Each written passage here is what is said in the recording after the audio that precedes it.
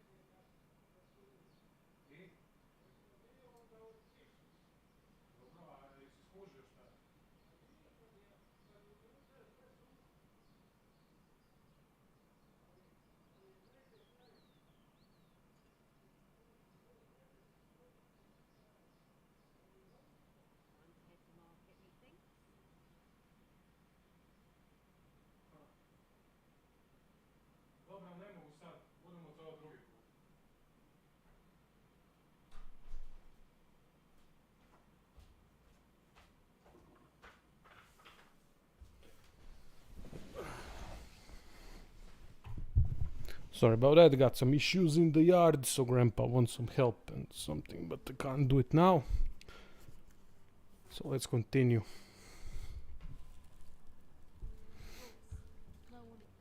So anyway, we got Trial of Archery, we got...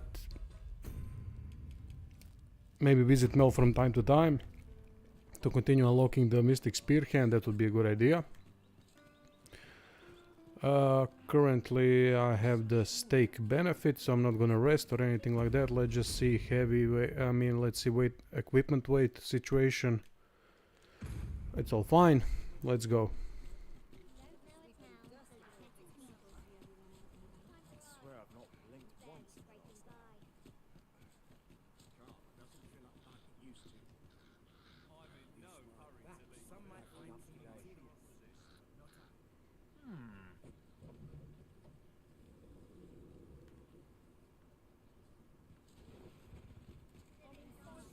This ox cart's bound. I'll need to see some coin before I let you The on. point is just to get to Melv to further the quest that unlocks Mystic Spearhand, and I'm gonna need some of the stuff from Mystic Spearhand. That's the goal. Hey Rodan, Broken Roads. Let me see what it is. I'm not really familiar with that game. Shit, 1 second.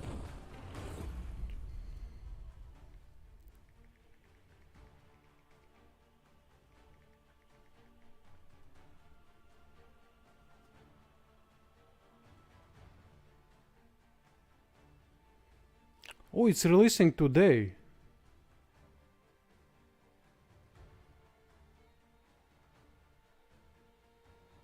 Huh.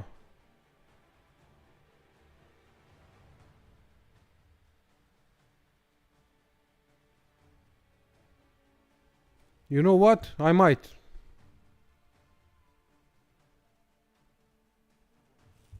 I might. This looks quite interesting. I never heard about this game before, I think. Maybe someone mentioned it. Kinda rings a bell, but I never really checked it out. Damn.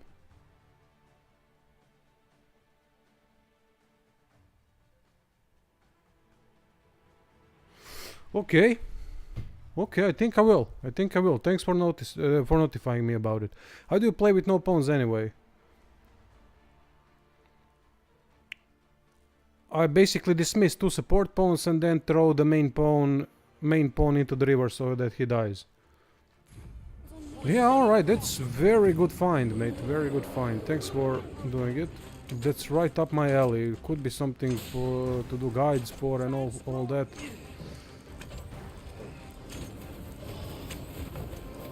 Don't break the cart. Don't break the cart.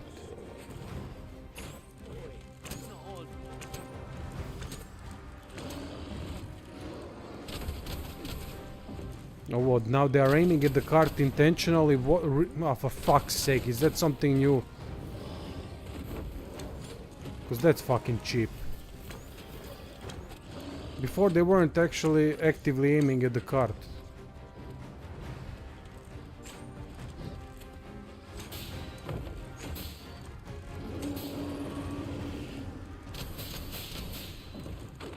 No.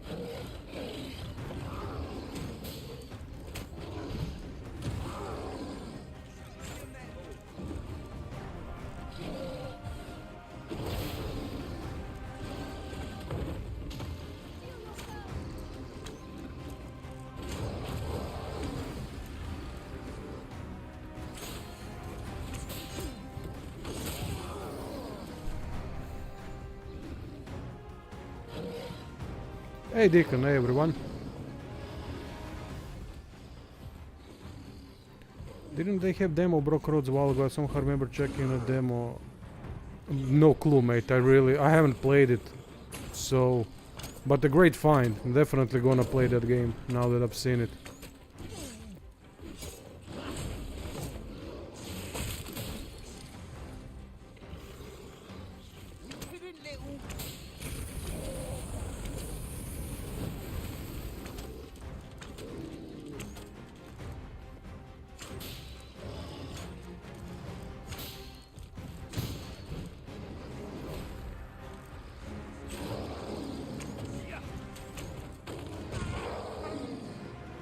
Oh my god. That setup is truly bad if you have a male character. I mean armor setup.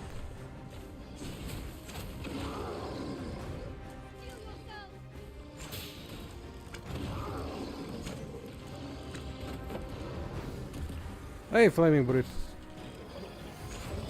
Well, just started playing Archer still. I kinda starting to like Archer a lot. Just satisfying to shoot the bastards in the weak spots and all that.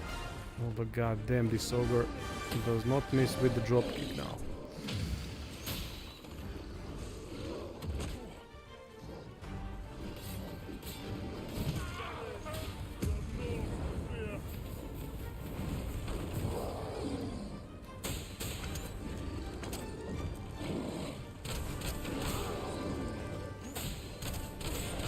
Yeah, but I can't compare because I haven't played Mage solo.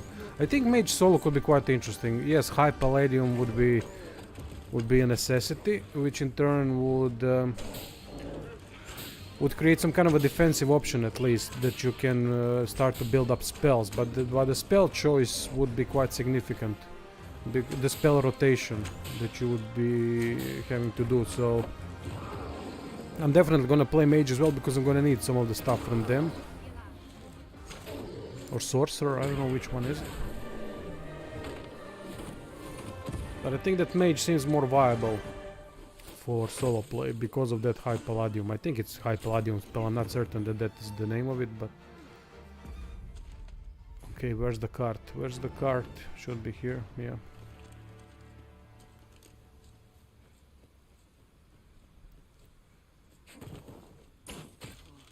This will not go unpunished. Couldn't have done better myself.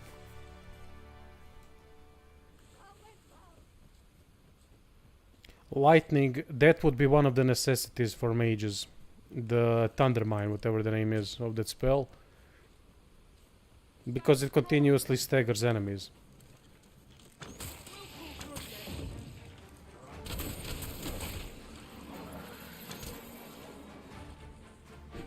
Oh, come on, more of you, Jesus Christ.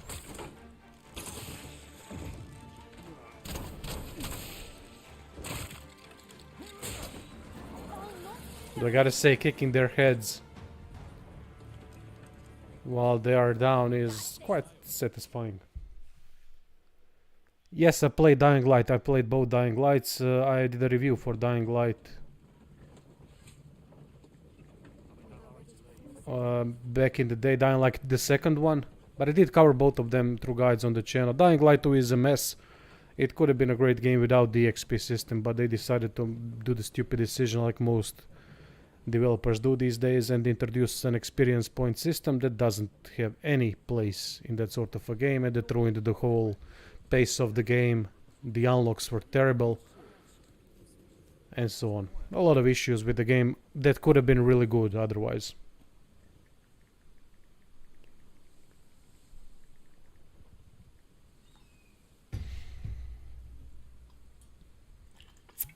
I'm also amazed that cart made it.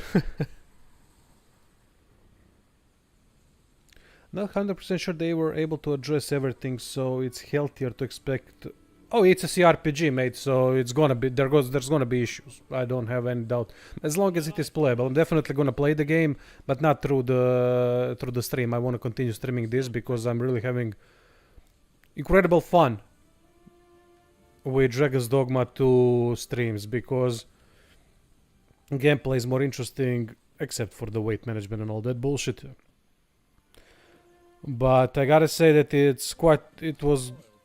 is very, very fun to stream because of you bastards in the chat having a blast. So I don't want to stop that, because if I stop that, then it's gonna go away.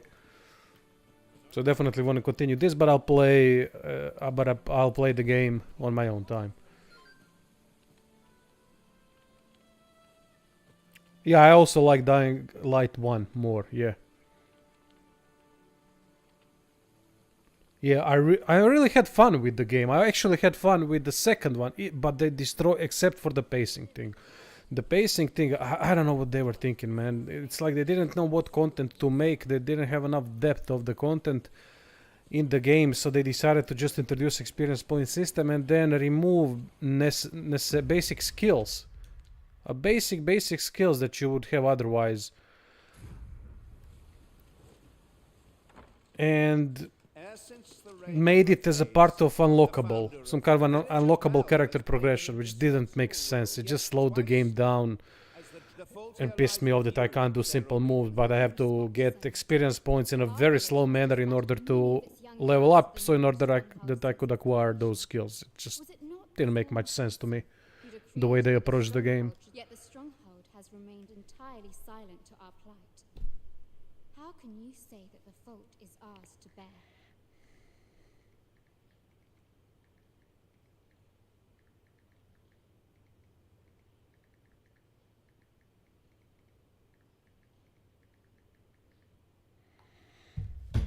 I know of no such agreement. But I'm quite sure. Yes, Chris Avalon was writer for Fallout. Yeah. You would dare misrepresent the words of the dead? Or do you mean to if so, then Melv's Cheers, ran Dickon. far deeper. What? I intended nothing of the sort. Pray, let us. Apparently the guy who was supposed to lead the development and lore and writing of Dying Light 2 had some false accusations against him, but he was still fired and then it just went downhill. Haha, that would make sense. that unfortunately today is becoming more of the norm. You came to see me. Still, What was the question? How is the story of Dragon's Dogma 2 so far? Well, I've played through the game already. Now, the general story and what they wanted to do with the story is actually good. this time you slept. Breaking the cycle and also false sovereign, but the presentation of the story is bad. It's disjointed completely. It goes in parts, and then those parts suddenly stop, and suddenly you're at the end game. Just couple quests left. Basically, from here on out, I have couple story quests left. That's it. I'm not joking. I have couple story quests left. They rush you to Bag Batal, and then you have couple of quests to get that sword, and then go fight the fucking dragon, right? They did nothing with the story. They have a solid story that they could tell, but they never went with it anywhere. And that's a problem, because they have something to go on. They have, although I never liked parallel dimensions and look, in this dimension we are doing this, and this dimension. I think whenever you introduce parallel dimensions, it's a lazy writing style. Because in parallel dimensions you can just copy paste everything from the first dimension and just rearrange a couple of pieces on the board and call it a story. I don't like that. I never liked that. I think it's lazy as hell. And they even made it lazier in this game. The Queen Regent has all who seek It's an unfortunate thing, because they had something good going on. I was actually interested in False Sovereign and how that would go about, how that would develop, and how would we fight for the throne, and maybe put some more political intrigues, choices, maybe different endings, maybe do it more of a kingdom based than the dragon based, and then put a whole other section of the game that you have to deal with the dragon at the end of the world.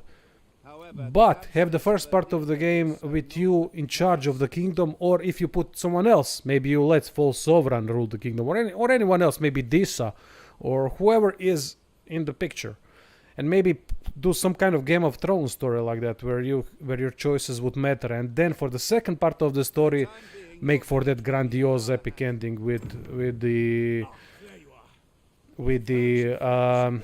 the dragon and the ending, the different endings and so on. I would like that. That would be a good fucking story, because they had a base. They have the base for it, but they never went with it anywhere. That's unfortunate.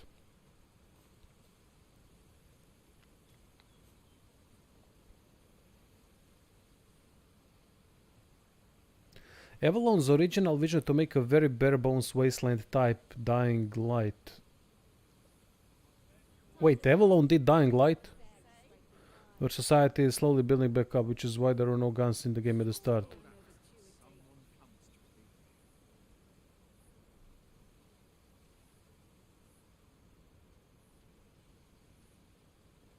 Oh, Spider-Man. I like that movie. That cartoon. I like it a lot.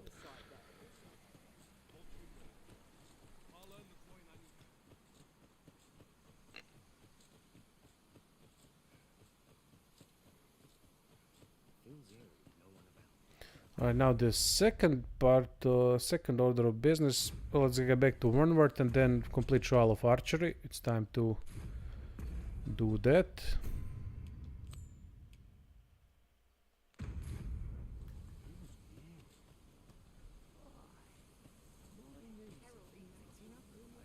Back on Walking Simulator. Yes. I gotta say, killing enemies in this game is fun as hell. I love that continuous stagger with the fighter, with the soldier. When it's called gutter something, I don't know the correct name of the skill, but then you continuously stab the enemy fast, especially when you climb on top of someone's head or something, and then it's satisfying, really. I think the game does a good job portraying impact of the attacks.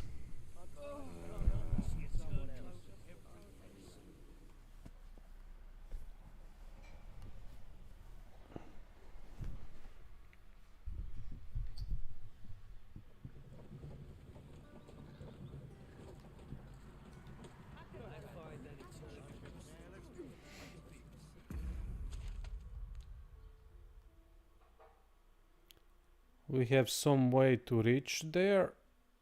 Maybe I should do the coronation first, get a port crystal, and that would actually give me... would that change anything? You know what, let's do the coronation.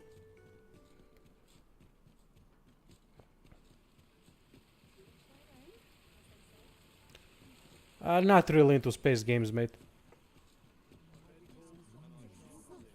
You mean simulators, like arcades and simulators? What's the most popular one? Jesus, it has that popular name. I'm not into that though.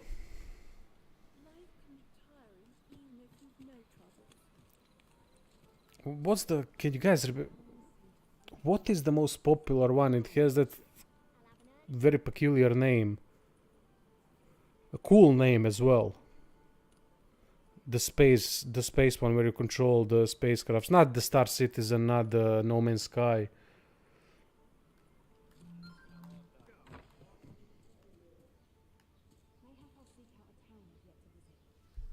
Peruse at your leisure. The solution eludes me, but I'm certain there is one. $70K space battles. What? Elite Dangerous. Yeah, that's the one. Where you fight with spaceships like Star Citizen. No, mate. I never really got into those types of games. Not my thing. I do like space games in terms of setting in space. That I do like. Like, for example, Rogue Trader Warhammer that I covered on the channel recently. It's one of my favorite CRPGs. It's broken, it needs fixing, I know. But the potential of that game is immense. What did I want to do? Tavern.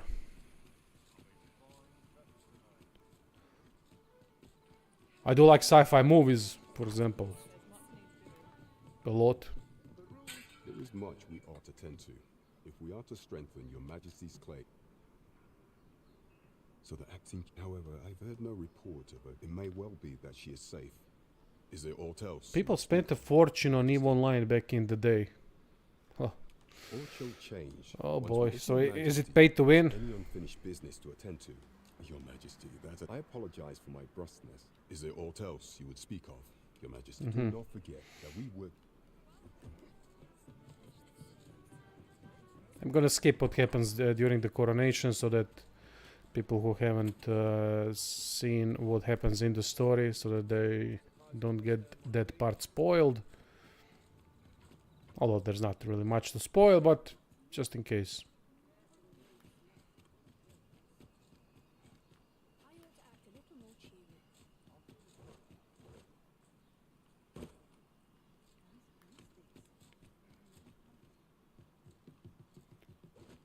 Outer Worlds, yeah, I like Outer Worlds, yeah. It could have been better, but it was too light, a bit too light. Withdraw. In my opinion, I think they were far from Fallout, something like Fallout New Vegas.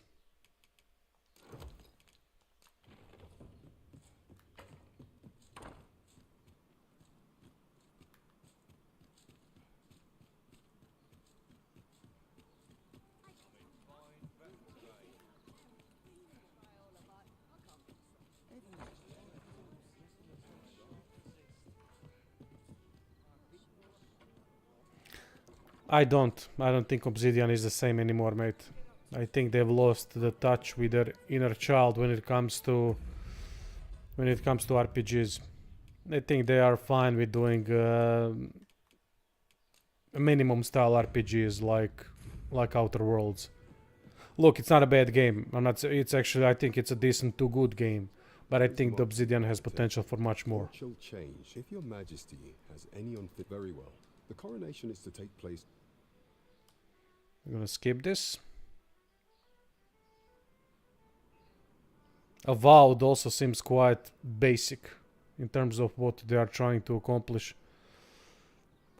I just don't have faith in Obsidian anymore, to be honest. To create meaningful RPG experiences, I mean something that we would really, really enjoy. Did it bug out?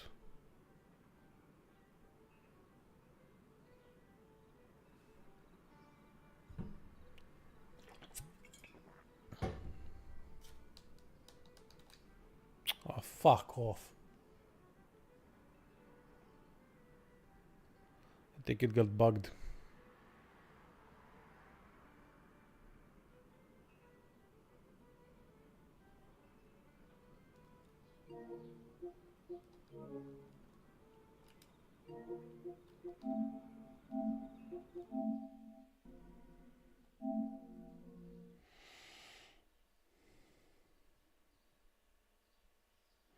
Yeah, Avowed is more of an action RPG. It's not really some deep kind of character progression RPG style game, which is a shame because I think Obsidian thrives in that area. For example, what they did with Pillars of Eternity 2, which I always commend so much because of the character progression system, which is one of the best I've seen.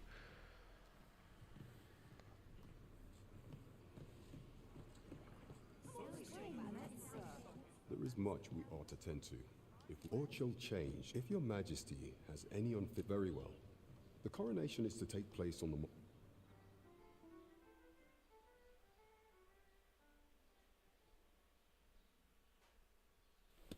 Ah, alright.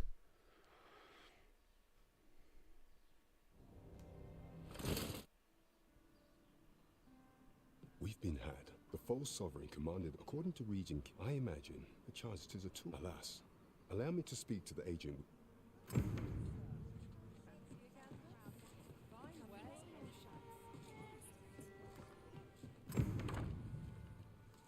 There we go. Now we can go and do the trial of archery thingy.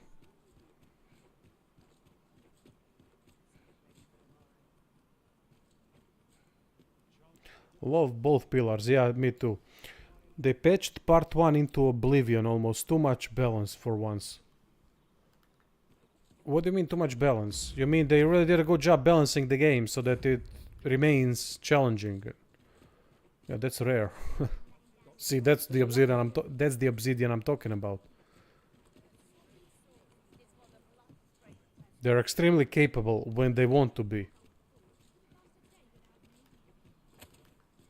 But I think Microsoft is a bigger culprit there because they don't want RPGs. They don't want proper RPGs. They know that those games are not profitable as much as they could be, as much as the other genres, and they know the amount of effort that goes into it and how big of how broken they can be. How broken they can be on the release dates, despite the fact that. Why is this guy alive? Aha. Okay. I think they are the bigger culprit because they don't want that. Microsoft was never in for RPGs. They know that as an American company, they can't make money off of that as much as they can on some simple things. Like Call of Duty annual installments, for fuck's sake. Or bullshit like that. Or FIFA or whatever. Much easier to do it through that course of action than by creating something meaningful. Something that people would remember for a long time. But it takes effort.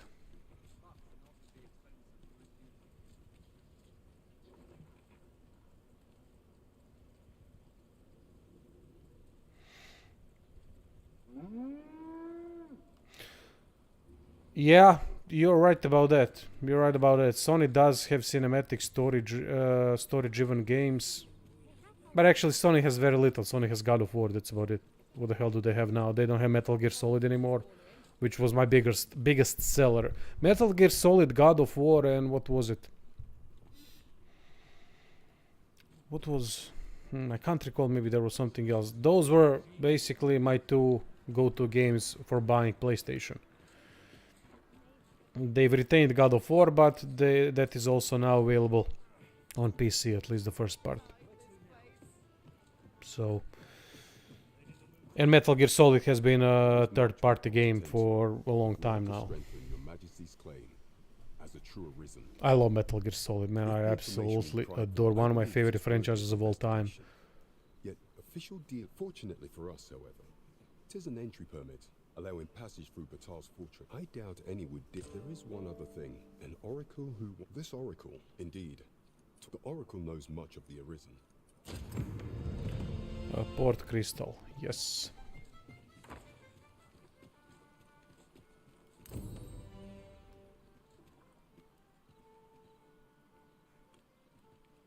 Oh, they have Infamous too. Yeah, you're right.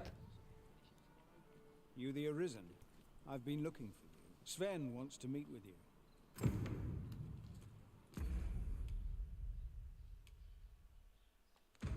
Sven wants to meet. Okay.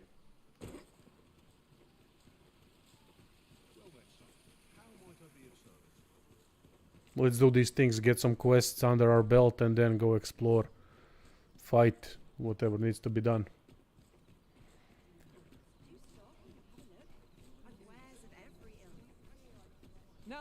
In terms of games, this whole new cycle of consoles have been very disappointing.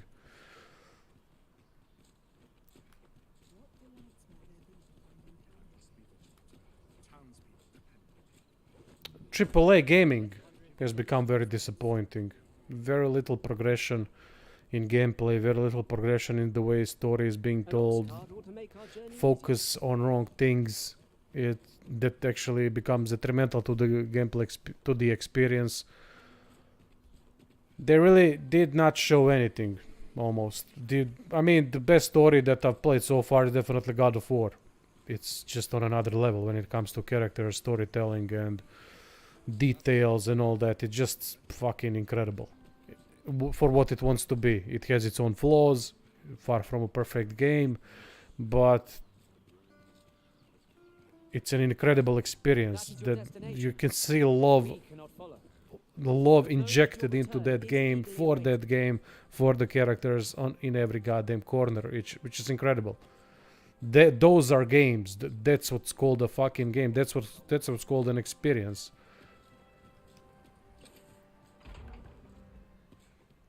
What did I want? Sven. Technically speaking, Baldur's Gate 3, I would say... I mean, I actually don't know what defines a AAA game, except I mostly base it on looks and the companies that make them. Because there are AAA gaming companies, Capcom is definitely one of them.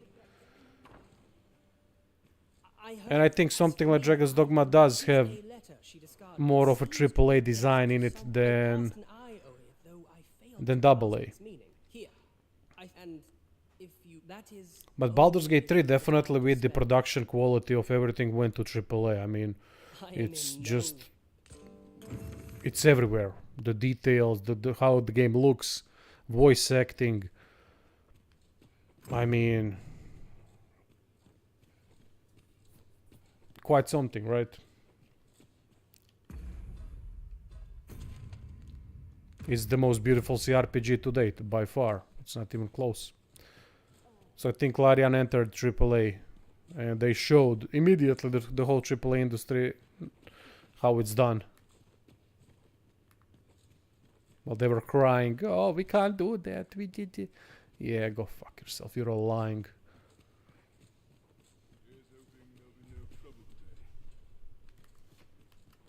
Whale of Gossamer Cloud. I did complete that quest, did a guide for it, but I don't remember what it is.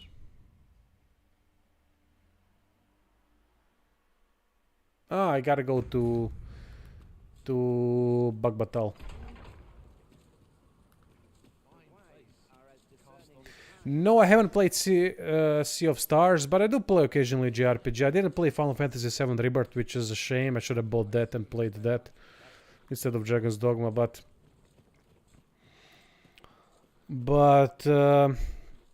I waited for the key. I had some kind of a contact that wanted to give me the key for Final Fantasy VII Rebirth, and I didn't get it. So I decided to I don't have the money, so had to just abandon it. But when it comes to JRPGs, depends. JRPGs are making a comeback a little bit, but there's a lot of shit ones, a lot of mediocrity in the JRPG design these days. However, I played Chained Echoes. Chained Echoes is one of the best JRPGs I've played in my life. And Sea of Stars is something similar, people say.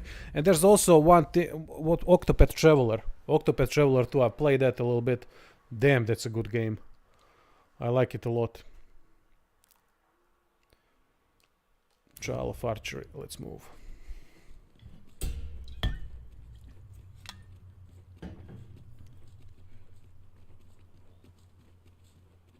Yeah, exactly, man. It's fucking, man. You can see the hypocrisy and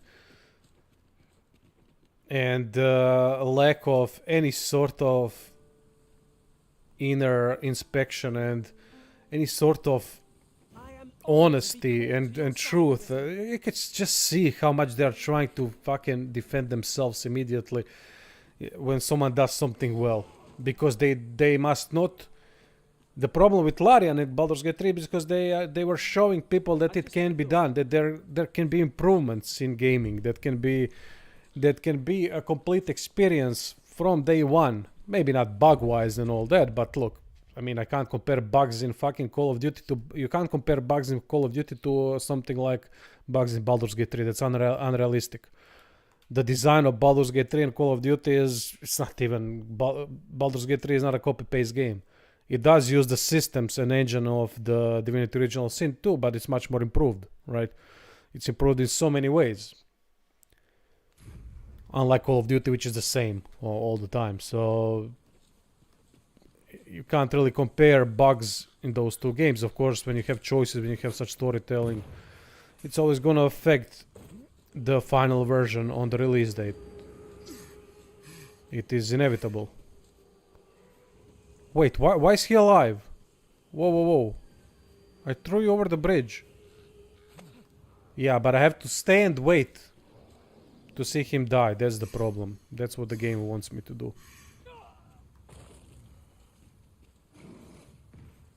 Hold fast, Arisen. I will be with you in but a moment. Yeah, many people have told me about the Unicorn Overlord. Something I might play when the operation finally is done. That can be played with one arm, so that could be something. I mean, it's not gonna be too interesting because it's turn-based. Because it's a turn-based game, but look, I don't have any choices in that regard.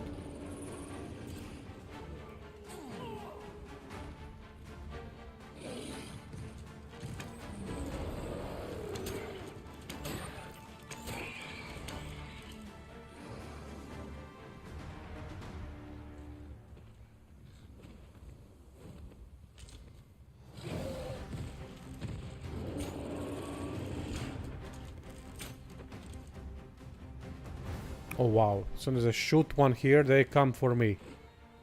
Suddenly Saurians and apes are friendly bastards. Ah shit, I didn't remove gear, fuck.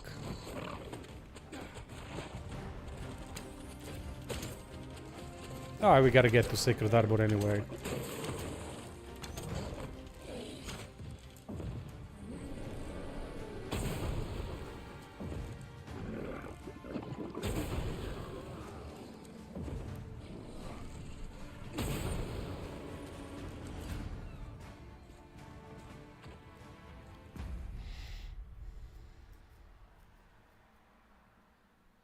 Yeah, I also want more like Pillars CRPG because Pillars is phenomenal, man.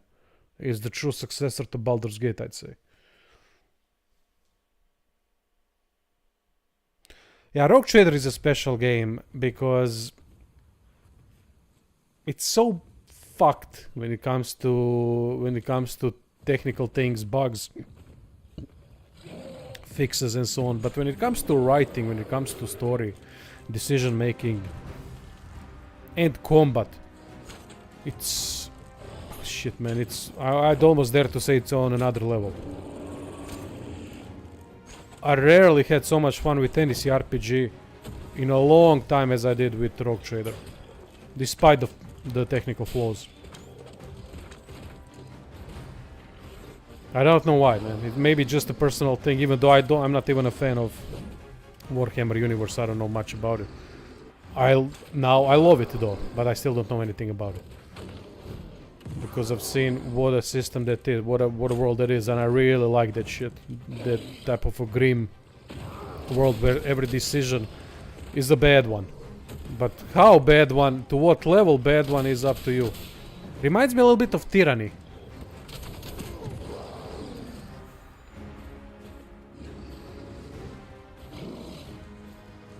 In terms of decision making.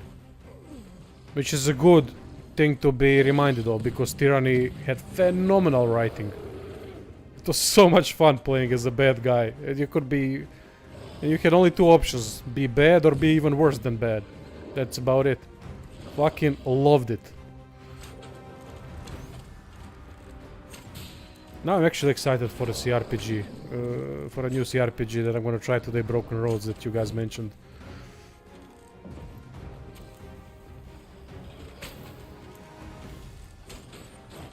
Damn, these explosive arrows really speed things up.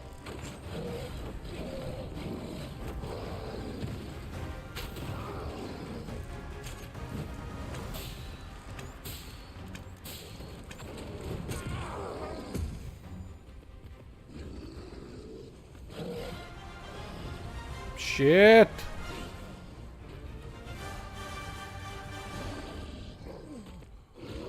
Oh my god, get up already, for fuck's sake.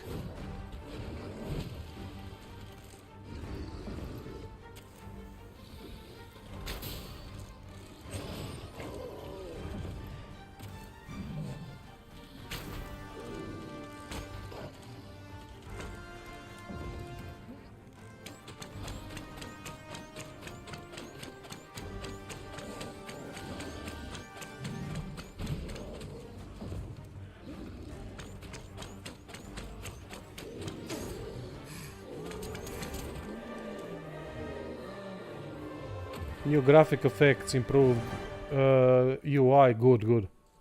See you, Flaming, thanks for joining. CRPG that releases today is called Broken Roads, and I didn't know anything about it until someone mentioned it.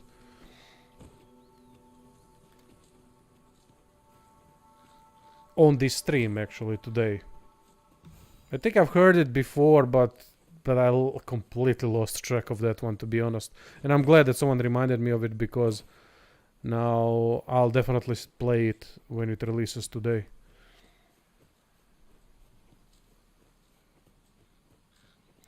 Let's move on. Did I loot the ogre? My memory...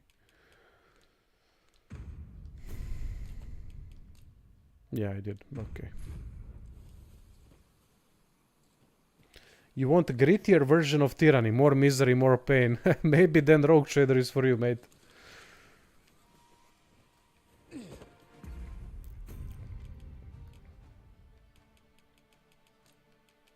I'm not saying it's grittier, that it's darker. I don't know. But it's definitely dark, man. I mean, you can do genocidal things there.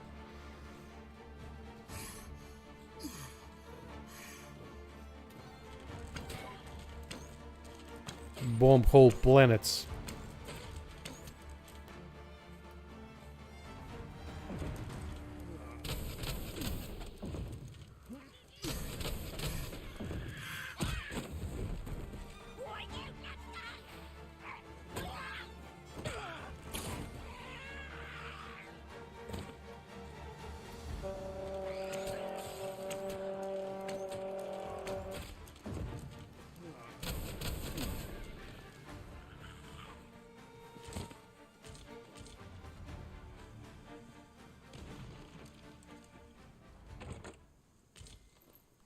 Yeah, No Rest for the Wicked is on my list, mate. That's a game I really want to play. Probably the only game I'm excited about. When does that come out? Did they say? Was there a release date of sorts? Because there was nothing when that trailer released. So I don't know the current situation. I'm not really paying much attention to news and all that when it comes to gaming.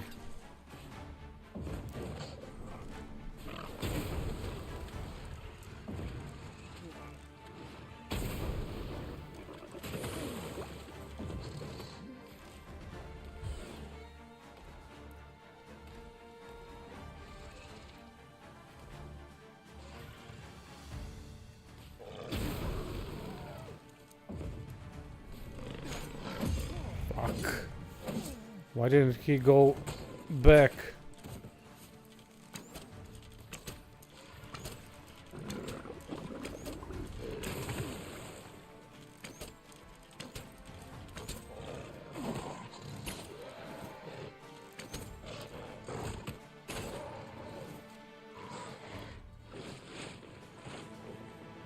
Early access 18th April. Holy shit, April is coming in with style with the games. I don't know if I'm gonna be playing early access though. I don't like playing early access games. Just ruins the experience. Not doesn't ruin the experience, but I like to be surprised, and I like to have my thoughts clean when starting a full new game, and not just go through the early access. Then it kind of kills the not kills, but it's not. It fails to create that excitement. I'm not explaining it right. It can create tedium instantly if you already know what you are getting in. For example, like Baldur's Gate and the early access of the first part of the game. You already knew. I mean, it wasn't boring, but I played through it a couple of times and it was, you know, I know what's gonna happen. It's more of the same.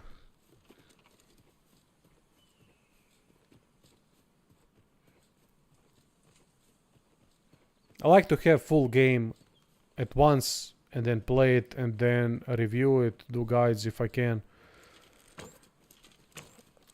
I feel like that's the way to keep things clean in my head without any sort of influence, prior influence or influence from the sides, meaning from other reviewers or other people.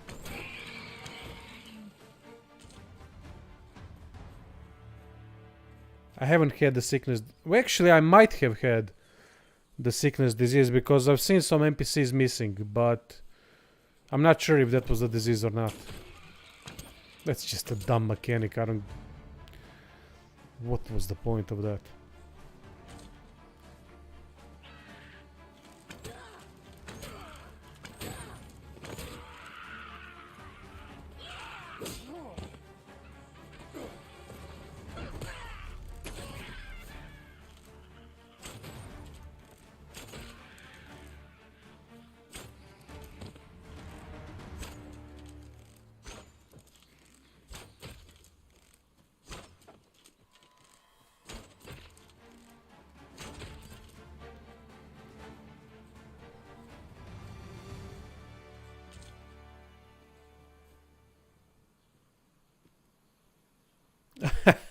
That was surprising when your archer threw arrow with his hands and not didn't shoot it with the bow.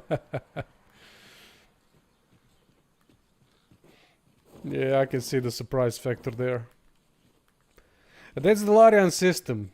Larian has a very peculiar system when it comes to their games, and they have one of the more Dungeons and Dragons friendly systems, because a lot of people are bitching and moaning about the Infinity Engine of before, and how the new Baldur's Gate doesn't really have anything with it. But rarely someone stopped and looked at the actual engine, because the engine, the things you can do with the stuff that's in the world, interact with the objects, that's actually more Dungeons and Dragons friendly than the prior engines, where backgrounds would be pre-rendered and you couldn't do anything with it. You had the quests, of course, and all that, but you couldn't interact with the world, with the objects and so on. So in that way, I think that they have the best engine for Dungeons and Dragons experience. But people are used to things from the past, which is fine, nothing wrong with that. But in that case, I think they were wrong, personally. I've played Baldur's Gate. I haven't played it much, but I did play it, and I love old CRPGs. But I've never played any RPG with so much interactions with the world as I did in Baldur's Gate 3 and Divinity Original Sin 1 and 2. So in that regard, I think that people are wrong, because the amount of stuff you can do is quite stunning, to be honest. You couldn't do that in any other.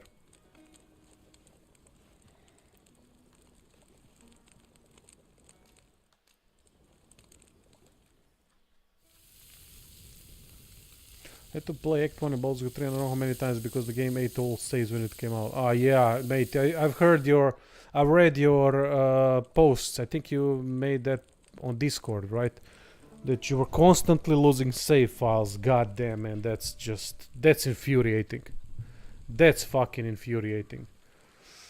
That's a big... That's the big minus for Larian, how they didn't fix that. I don't know if that's more of a fault of Microsoft or Larian, but it's their game, so I'm assuming it's more on Larian than on Microsoft.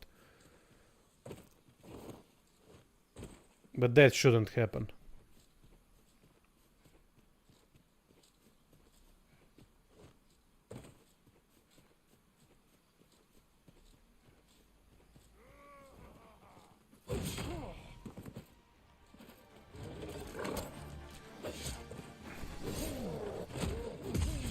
Jesus Christ. Well, enemies after the coronation become stronger, which is fine. Oh shit!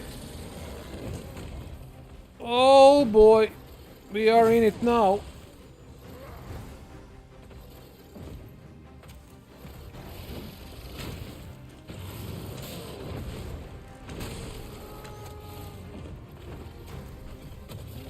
That's right.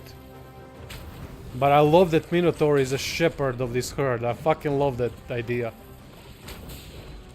Oh, oh come on, that was too much trekking.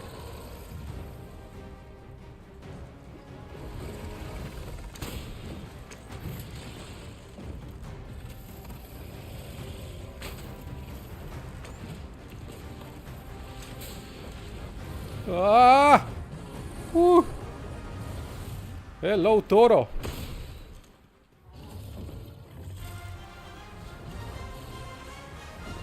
Fuck!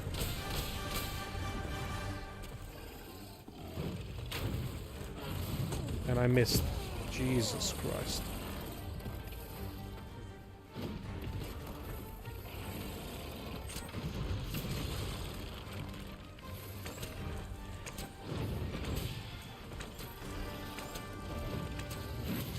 And now, because of this fucking health loss gauge, I have to rest again. This health loss gauge doesn't work well with solo play.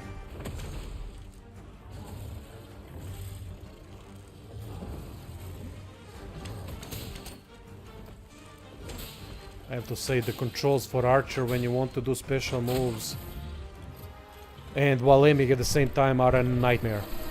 Really bad design.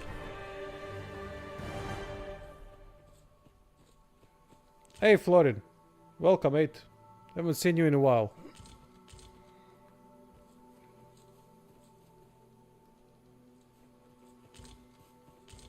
If I remember correctly, I kinda remember the name, but if you're here for the first time, sorry about that. You have a very similar name to one of the viewers that were here a long time ago.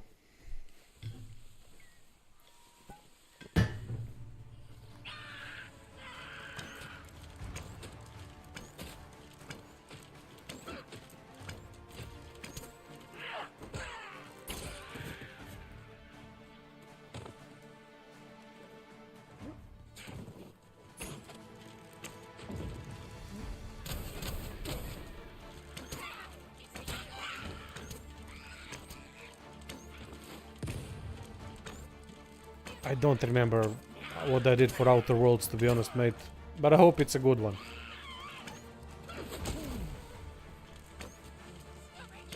Fuck's sake! Shoot him already, goddammit.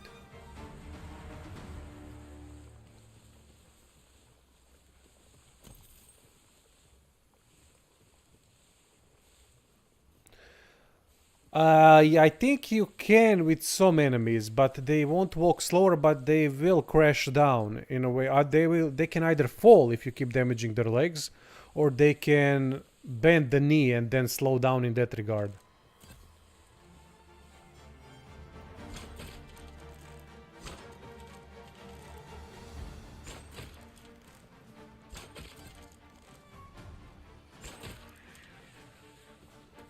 Oh shit, you're alive.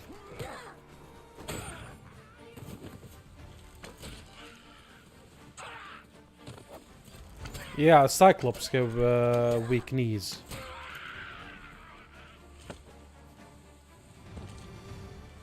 I gotta say, this game has very satisfying way of dealing with enemies, because whenever you deal things like that and continuously damage a limb or something, the way they react to it is fantastic. I like it a lot.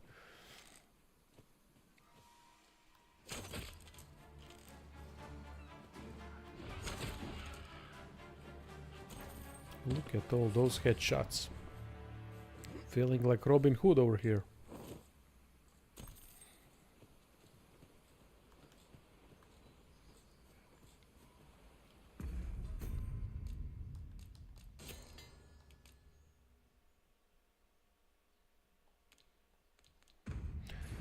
Have any of you really focused on debilitations in this game? Because I haven't.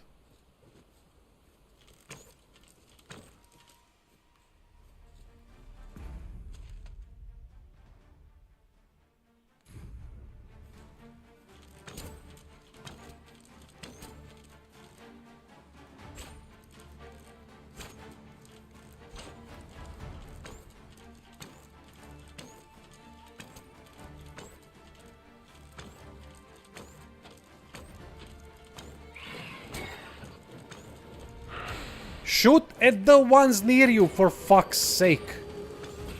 Retarded auto aim.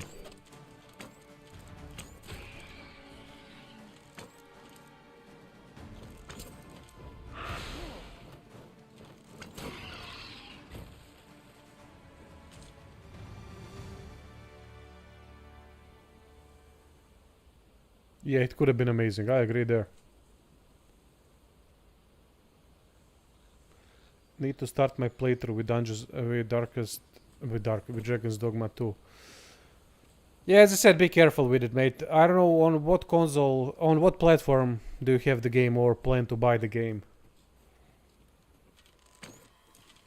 Because if you have a good PC, I would suggest get this game on PC, because of the mods. They can help to make experience a lot better. So I would definitely suggest that. Because on PlayStation I'm limited with the brain dead designs.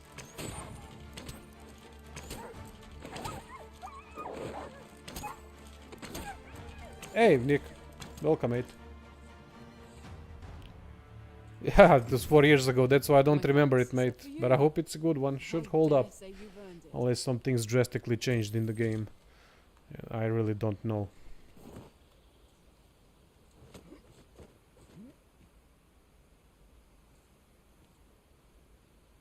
I want a copy for PlayStation 5. Oh, nice. Nice. Sell that one and buy yourself a cheaper one on PC.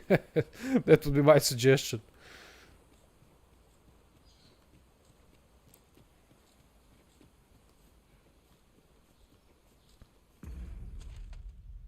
Ah, I know what I'm about to enter here.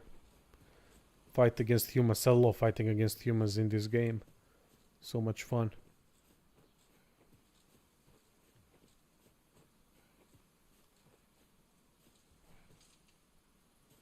Sell everything and buy board games. Yeah, Nick is a big fan of board games. I love board games, but I don't have anyone to play with, so. But I always preferred video games. I'm a very visual guy, so I like to have everything presented to me in that manner for me to be able to completely enjoy the experience. That's what I tell my family, why I don't call my mother a lot in USA or my sister in Germany or something like that, because it's just, I don't feel anything, I don't get anything out of it.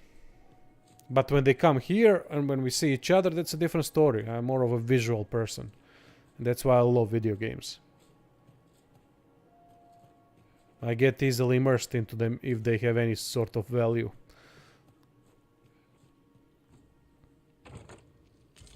Time to hook your girlfriend up. Might be. You might not be wrong about that.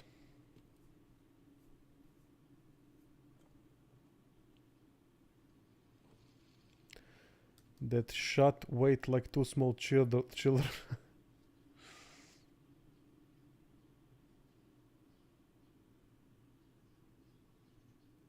Sights. Oh, Grim Reaper build, right? God damn, man. I love a good old sight as well.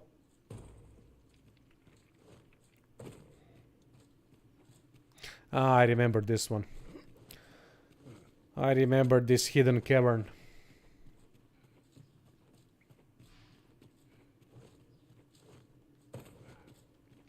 Give me 1 second. I gotta talk to my grandpa. There's something going on in the yard. Couple of minutes.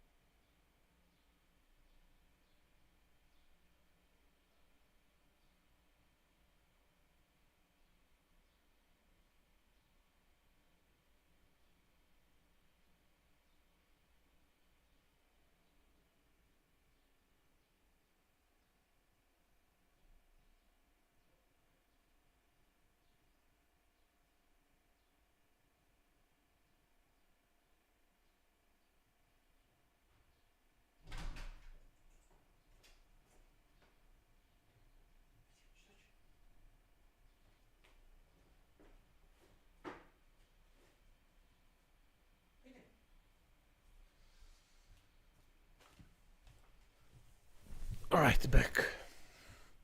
Sorry about that. Got some kind of a water leak in the yard. I don't know where it's coming from.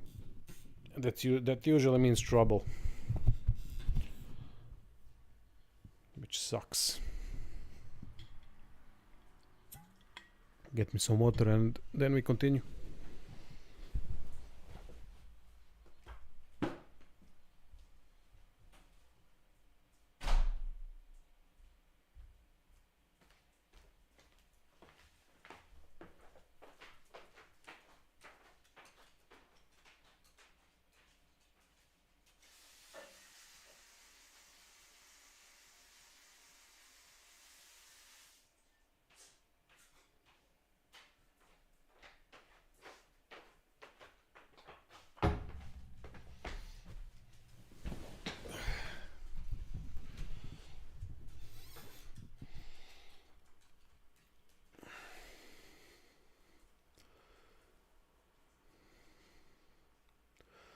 I think Gloomhaven has a PC game version. Oh yeah, there is a Gloomhaven game, definitely. I haven't played it yet, but people say it's kinda good.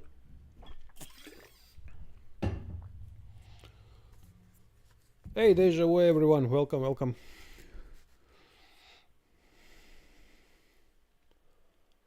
Legends of Andor. That sounds like something from Lord of the Rings.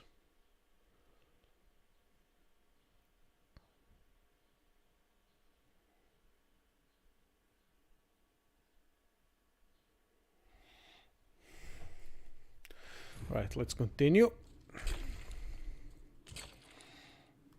Hidden cavern business.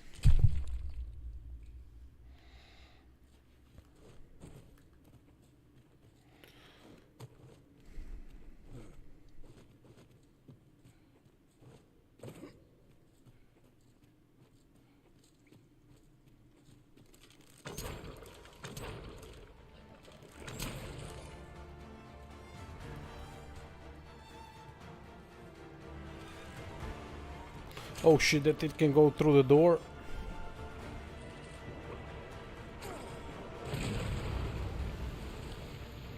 Boom.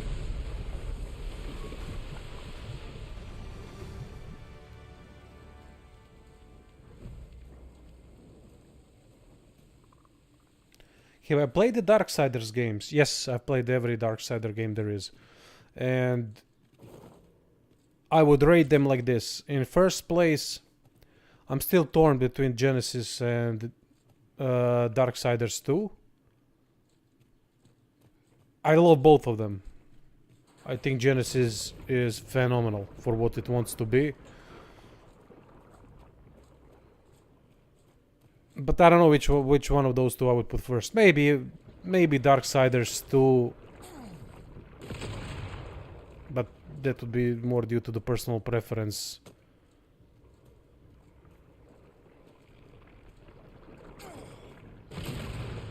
Oh, fuck off!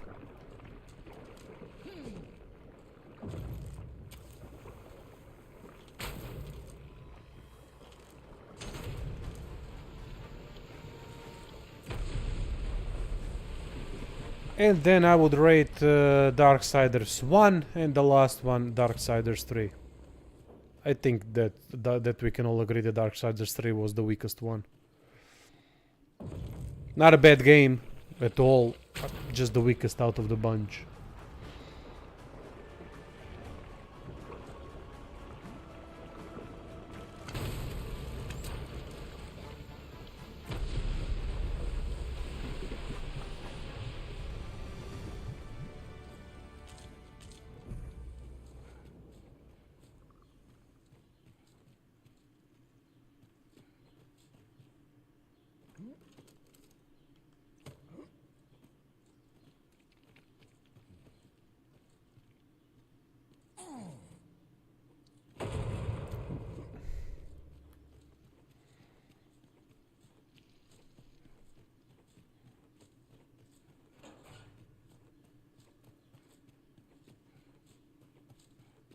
Gonna be interesting to see what the next Darksiders game will be.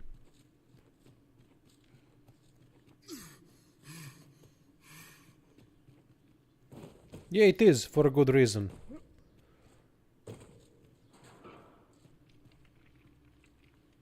It's the best crafted game out of all, because it seems like more of a, well, for lack of a better word, a wholesome game. It had everything in it.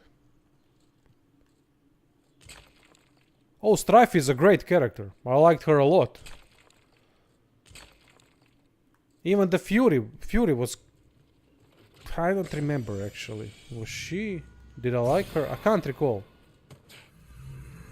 But the Genesis gameplay was really... What the fuck is this? Genesis gameplay was phenomenal. Even the character progression was quite interesting.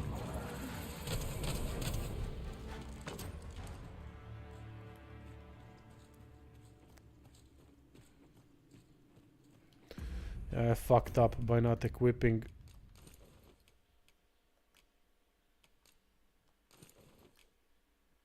proper stuff. And by not storaging the things that I don't need. But I'm gonna pick up some more stuff along the way and then go to Sacred Harbor. More of you, for fuck's sake.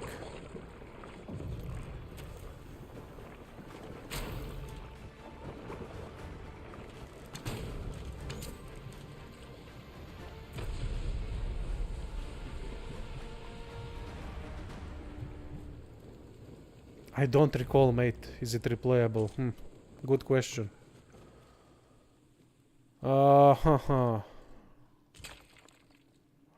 In terms of character progression, I don't think that it is, because you basically unlock everything and then realign the pieces on the board in order to create a certain playstyle, or maybe...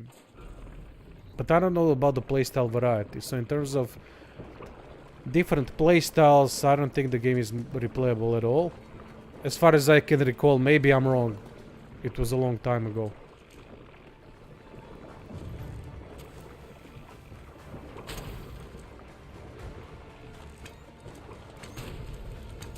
Okay, how many of these fucking slimes are there? This is getting ridiculous. Is this a bug?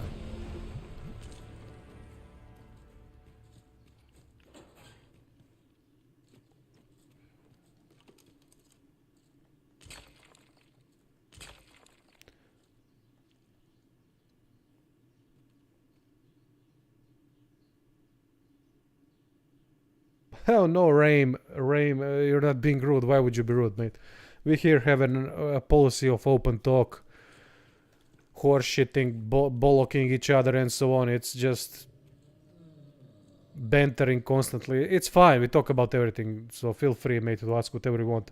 I'm from Croatia. No, I'm not from Guam. Nick is trying to be a smartass like he usually does, but... from my extremely white color, yeah.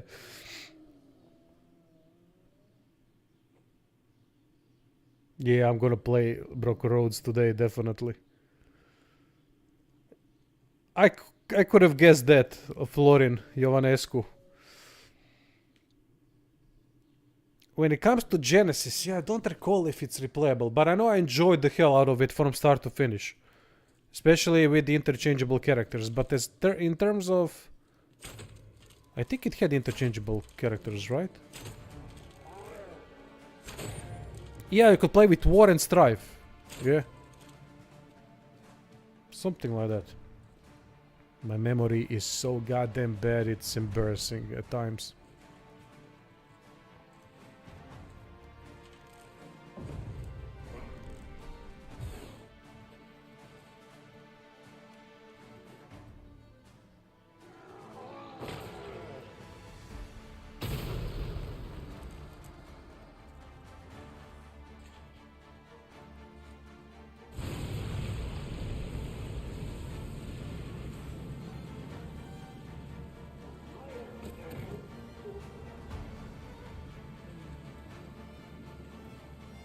Yeah, same thing, mate. Can't remember more. It's fucking embarrassing as hell.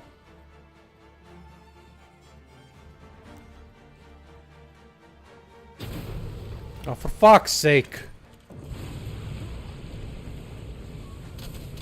Just do it fast.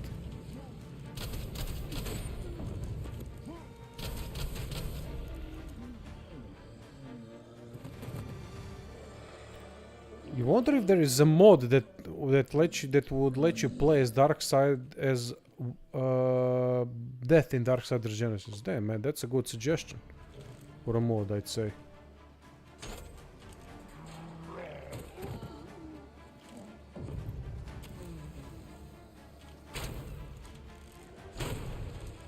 Oh, come on, really?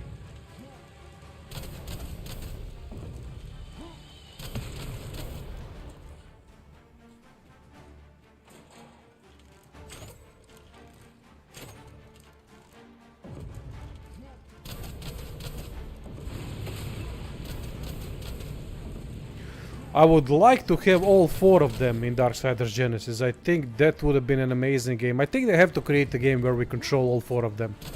Doesn't matter if it's from third-person perspective or from an isometric perspective. I'd play the shit out of that game with 4 different horsemen of the apocalypse. I mean, that would be fucking amazing, right? With all 4 in one game. And have a decent character progression for each to focus on different things, so that we can have a couple of playstyles with each character. I mean, that would be a bananas game in my opinion. if they do good gameplay variety and good story and all that. I think that would sell its hotcakes, considering the Darksiders is quite a popular game. I'm happy if I remember to put on pants when I go to work.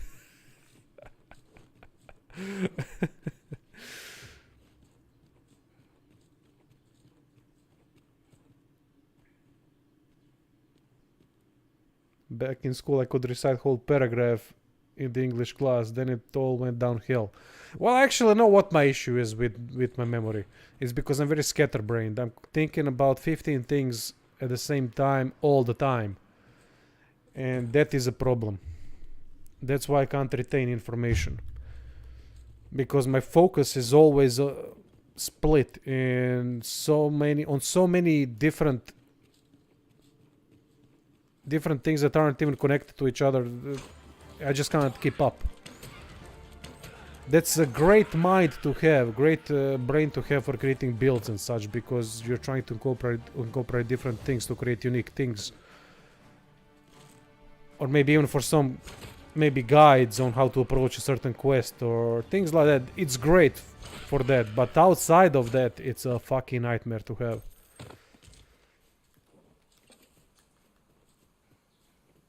Because you get used to it, and then you can't concentrate on one thing.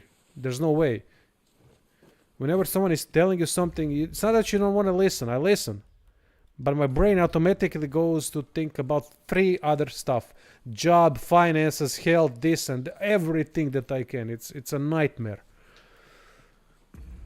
And I'm still I'm still listening to the conversation and trying to formulate an answer. So it's very, very tiring to do that. That's why after these streams, I'm tired as fuck. It's like someone beat the shit out of me after these streams, because I'm trying to concentrate on the game, think about 15 things at once while playing that is connected to the game, then thinking about what to answer in the chat, then thinking about my English, how to make that all into English. Then what to do in the game, then what to do outside of the game, what's going on with the water in the yard right now, when can we fix that, and how to fix that. Is it going to be expensive? It's fucking insanity in my head, mate.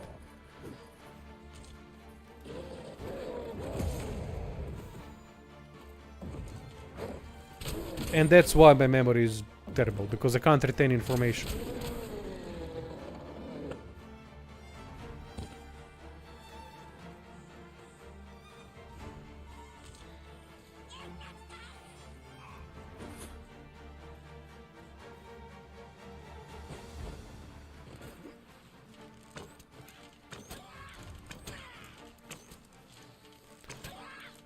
So if I forget to answer someone, or if I start talking about something and mid-sentence I turn on something else and forget to continue the previous talk, please always remind me.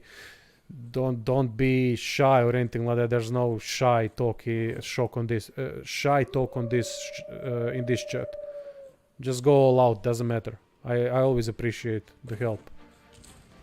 If I forget what I wanted to say, or if I forget where I stopped and turned on to another topic, which happens a lot. It's not that you guys are forgettable, it's because I forget everything. I'm the problem, not you.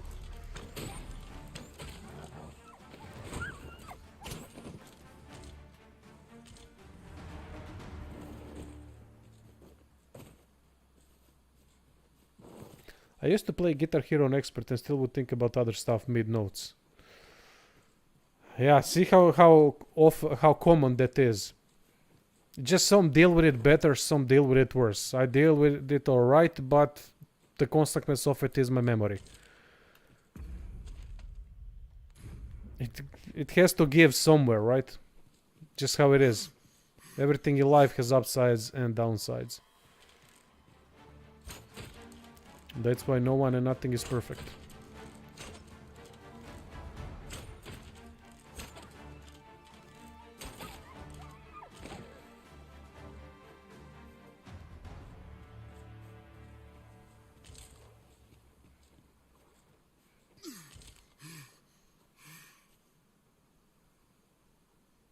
It is scientific proven that when one are streaming, the IQ is going down about 30%. You mean during the stream? Yeah, I can see that. I can see that. Because it's very tiring to keep focus on different things, and especially if English is not my native language, and it isn't. I have to formulate answers in my head so that it makes sense and that I don't sound like a fucking moron that can't string two sentences together, which I do a lot. Which I sound a lot. Just hand over your boy. I'll let you alone. But it's very difficult to get that all going. And still not suck at the game that you're playing.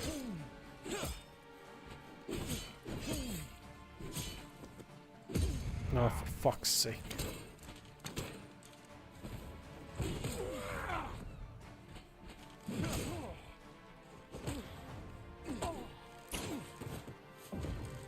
I'll wait here. Set my hands on you.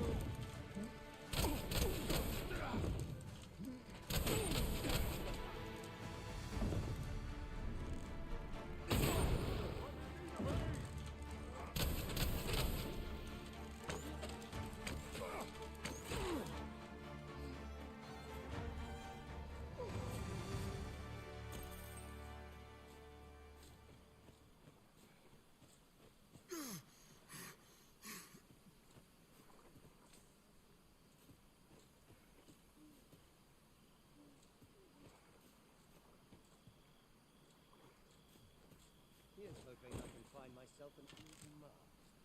Where's that scoundrel hiding?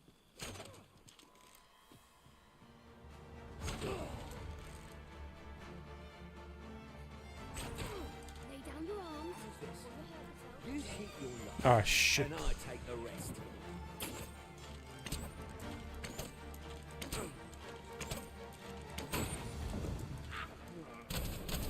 I love the fact that we can fall from cliffs and such. That creates such a good immersive moment, because we have to also pay attention to the setting, to the landscape, because that can also work against you. I love that.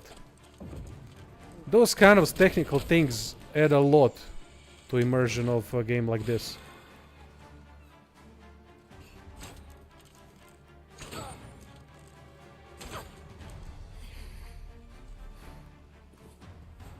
I love when game loves to utilize movement and positioning.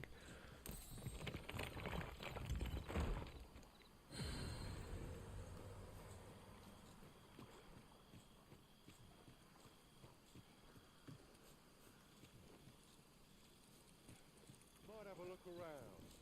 See what else.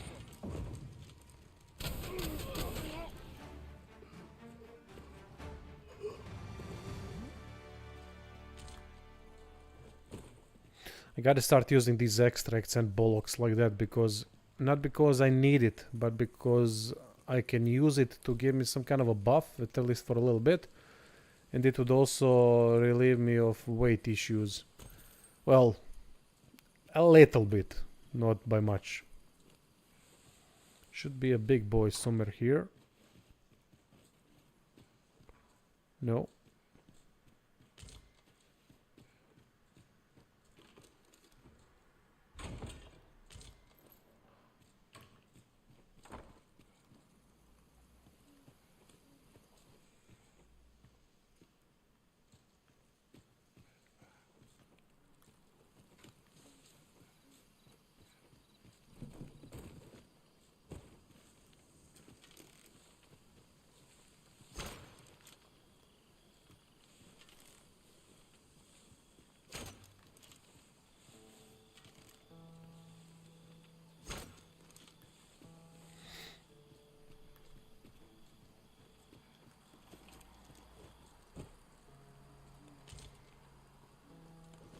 Ring of repellency, what is that?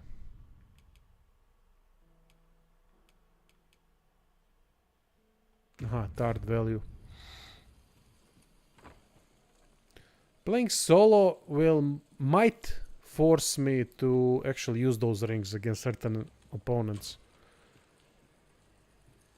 I like that when the game forces you to change the approach in order to have more success.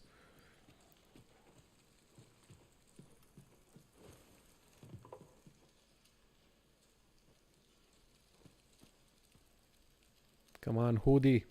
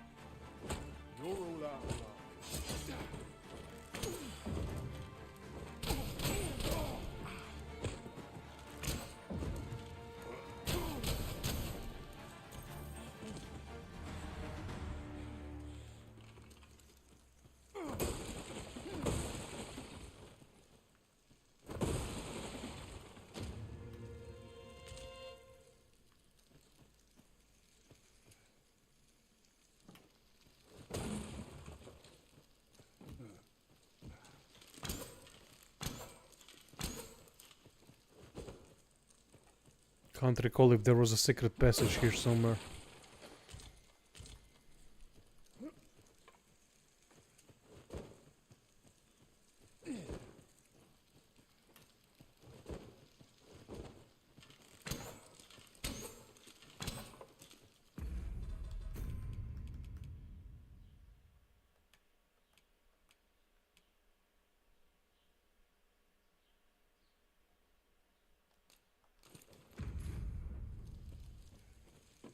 And that's the problem I have with the game's aesthetic system.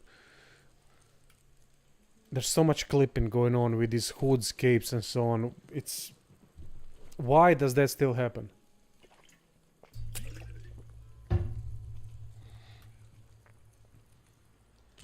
But this time in gaming, which is kind of gaming future, when I comparing to the period when I was playing 15 years ago when clipping was a normal thing, I thought that looking in the future during that time would be that these things would not exist anymore. It would be so perfectly placed, clean, no issues whatsoever. But instead that never changed. It's the same. Quite disappointing.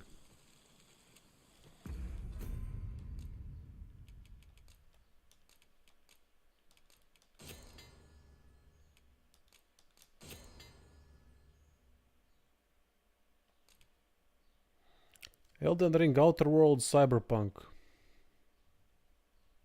Just like 30 frames on consoles never changed from 2005. Yeah, that's actually correct. See you, Deacon.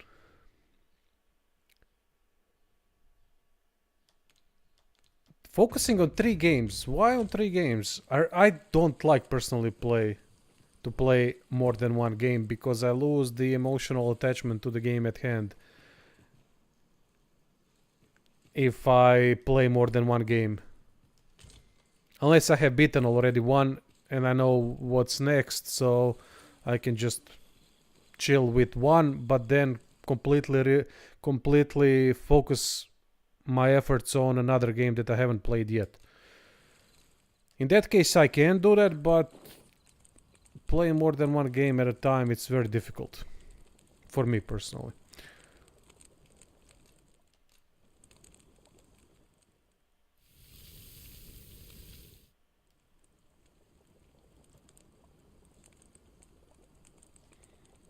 I liked Cyberpunk. I've played Cyberpunk when it released, did some guides for it, but I quite liked the game. That game was good. It was broken as fuck in terms of technical, when we're talking about technical stuff, but on PC the game was good. I know that on consoles it was unplayable and broken as fuck, embarrassing, to an embarrassing amount. CD Projekt Red really screwed up on that one. They really fucking screwed up.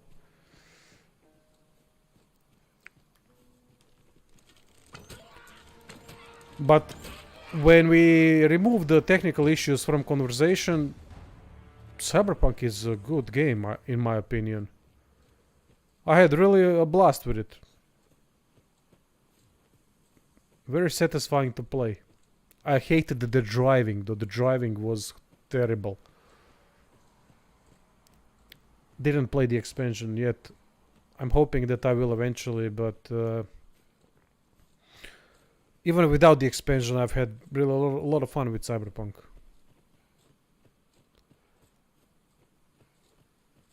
But I mean, look, people were overhyped because they put that Cyberpunk commercial on every goddamn thing that they had.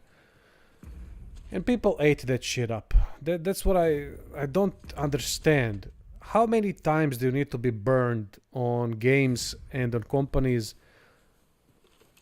to stop believing the marketing and the propaganda behind the marketing? It just isn't the game you're going to play. It is to some extent.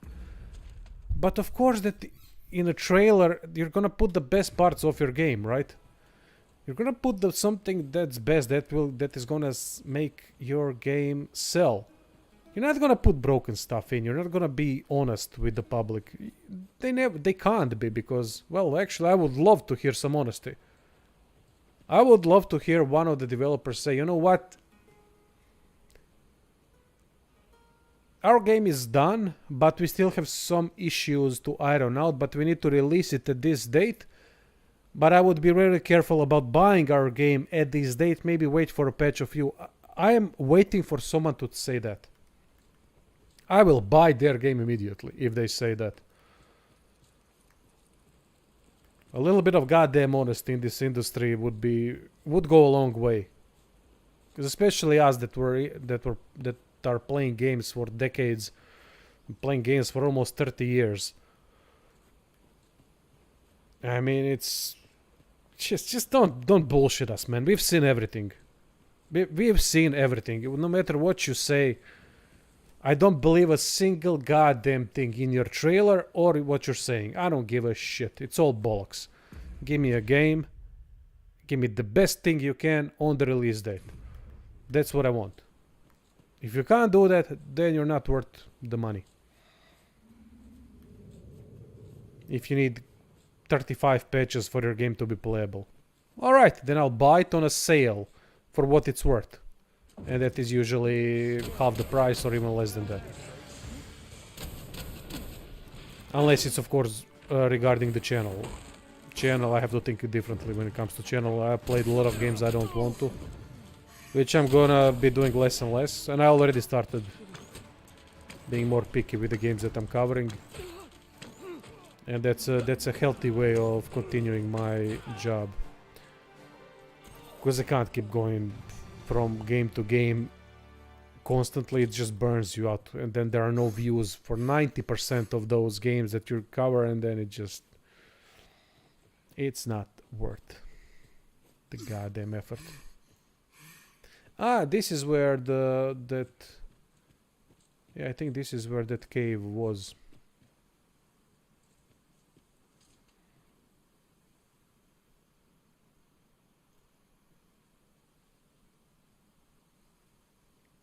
Look, whatever Ubisoft says, think of it the opposite. They came up with the term live service. That's just an online game with a way to perpetually buy stuff that would support the game. That's what live service is. And also, live service is a way to explain why your game is not finished and why you're getting the worst version on the release date. Ubisoft are scumbags. It's what they do. They haven't made anything original since For Honor. For Honor, I gotta applaud them for Honor. And then they fucked the game up by doing peer-to-peer connection. I mean, it's incredible. They got a gold on their hands with fucking For Honor. That combat system is insane. I love it. I would love to have a proper single-player game with that system. I would fucking love it. But quadruple A, sure. Sure. What the fuck does that even mean? It's only a bullshit they can come up with. Don't like the game, but now you're soloing it. I never said I... Look, people, there's a difference between not liking the whole game and not liking certain aspects of it. I like a lot of things about Dragon's Dogma, otherwise I wouldn't be playing it. I enjoy combat a lot, even though it's too easy, but it's much more interesting now. I'm actually struggling, constantly losing health. Well, I'm not struggling, I haven't died from a monster in some time, but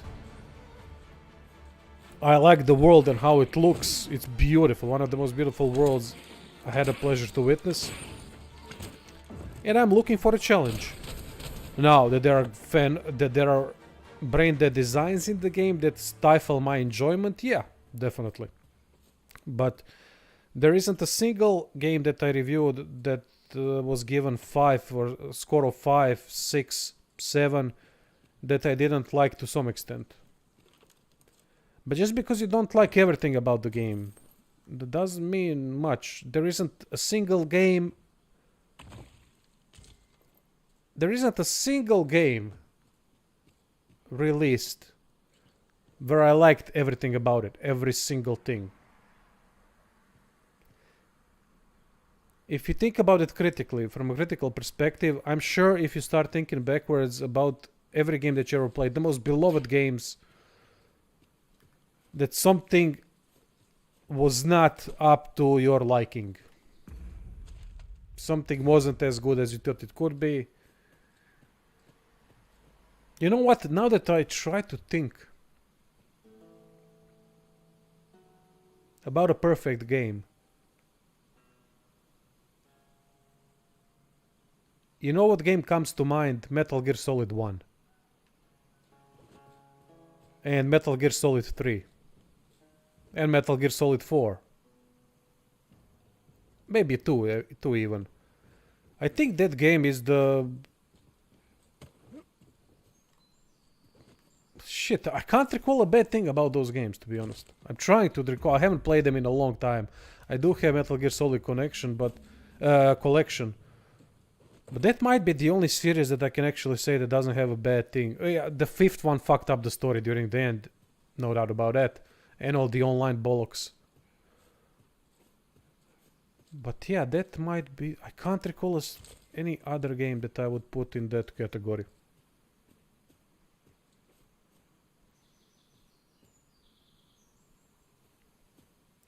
The new Prince of Persia is pretty good. Made by the Rayman devs and Beyond Good and Evil. Oh, nice. Nice. But that's not... that's Ubisoft Studio, or is that another studio that's part of Ubisoft?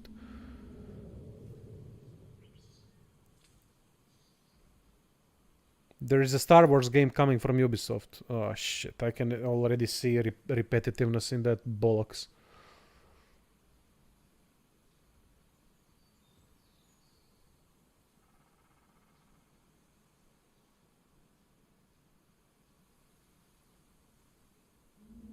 Planescape Torment Perfection. Alright, I haven't played that to that extent. It's your approach when you're reviewing games, it comes across negative to me. Maybe I misinterpreted. Well, that's depends on what you focus on in the review, because I cover all the positives and negatives aspects and the mediocre aspects of a game. And I say things I like and I say what things I don't like, but I always try to keep the fair assessment. But problem is that people don't like to hear negative things today. And as soon as someone says, if I say 9 good things about the game and 1 bad thing, people are going to focus on that 1 bad thing. I don't know why that is, why people have that tendency, but it's just...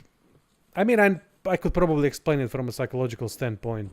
Because if you continuously hear good things, then your brain is conditioned to emotionally positive, hearing a positive thing about an object or a person or whatever. But then when you, amongst the river of positive things, you hear 1 negative thing, it's like a needle in a haystack.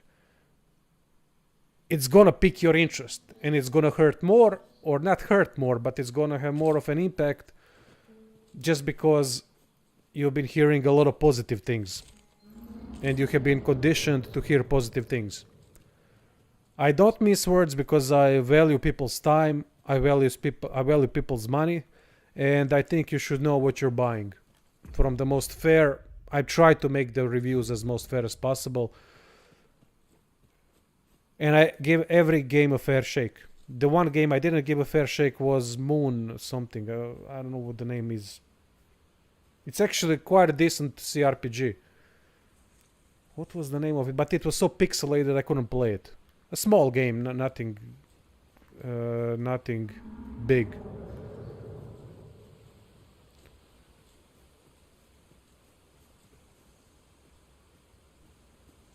Oh no, I'm not saying that you mind hearing negative things, but automatically when you hear negative things, you think that I don't like the game or any other person.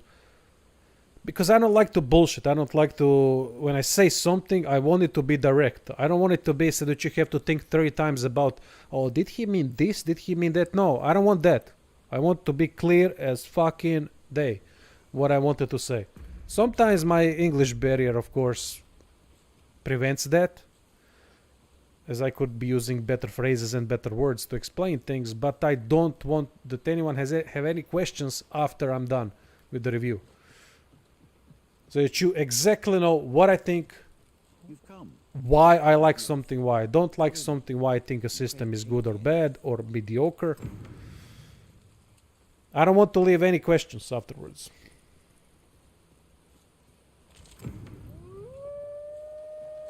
Star Wars Outlaws. Oh, I heard about Outlaws, but I never really... Is there any gameplay or something?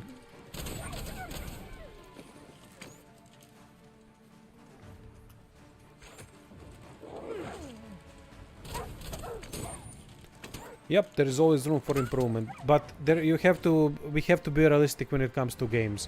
Games cannot improve to insane amount. We have to appreciate every improvement, which I try to do. I appreciate improvements Dragon's Dogma 2 made over Dark Arisen, but I also do not appreciate things that they reverted to from Dragon's Dogma 1. I played only briefly that game, but from what people are saying, they have a lot of things were lost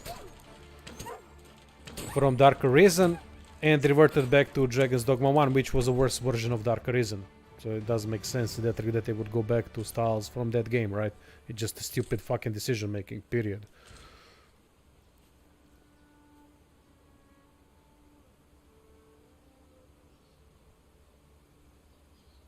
Aha, from your perspective, you focus on the negatives of games. Most people focus on the positives. Depends on the game. Depends on the game. But I see your point. I see your point. Unfortunately, this game has far too many negatives. Some small ones, some big ones. That's why I wanted to name the title of the review, however, because I use that word so many times throughout the review. Now, the game does this well, it really does, but... However, there is something else. It depends how bad the design is. If there is truly a brain dead design that doesn't work, or that I need to explain better. For example, I needed to explain properly why I think fast travel system is bad in Dragon's Dogma 2. I needed to explain that. And that requires explanation for people to understand. So basically, good things, you don't need to explain good things as much, because we can mostly agree on the good stuff about the games. But on the negative sides of games, that's where discussions happen, that's where you have camps, that's where people think differently. That's the interesting part of it all. That's why I like to explain negatives a lot more than positives. And because in some games, especially in Dragon's Dogma 2, there are little nuances to things that people don't really pay attention to or don't notice. But as a reviewer, I have to pay attention to every little thing and to think about the game a little bit differently. So I can't really just let things slide, because then I lose my reputation, and then I lose my how to put it, my validity in terms of reviewing games. And then you won't come back to hear what actually the game is and how good the game actually is, without having to believe bullshit websites that are just lying to everyone so that they can get games early. I mean, they are doing a great job for themselves, don't get me wrong, but they are primarily doing the job. Who am I working for? I got couple thousand views per review. Fucking, I get more money from donations than I get on my channel daily. Which is ridiculous. But I think that that integrity is important in every form of life.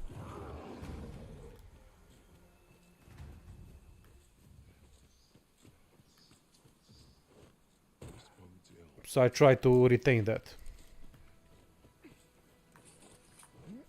That's why I'm never gonna be getting big games because, well, they know I will give a proper view or proper time to the game and proper view of it without bullshitting people into fake buys and whatnot.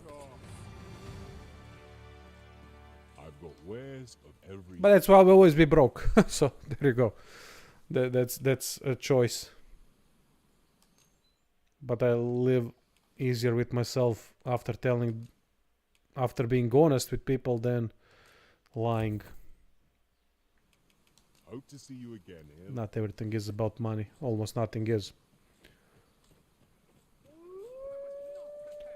Did I play Elder Scrolls 3, 4, 5? Yes. Morrowind by far the best one. I didn't play Daggerfall, so I don't know how good that game is. People say it's phenomenal.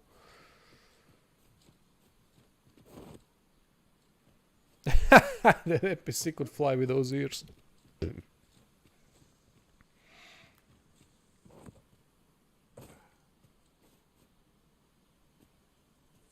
We will always disagree, especially the way I do things. We will always have discussions and always disagree. That's good. I love that. That's why I'm gonna do the response video to Dragon's Dogma 2 comments. Not to call out people. No, because I like to have a discussion. I like my viewpoint challenged.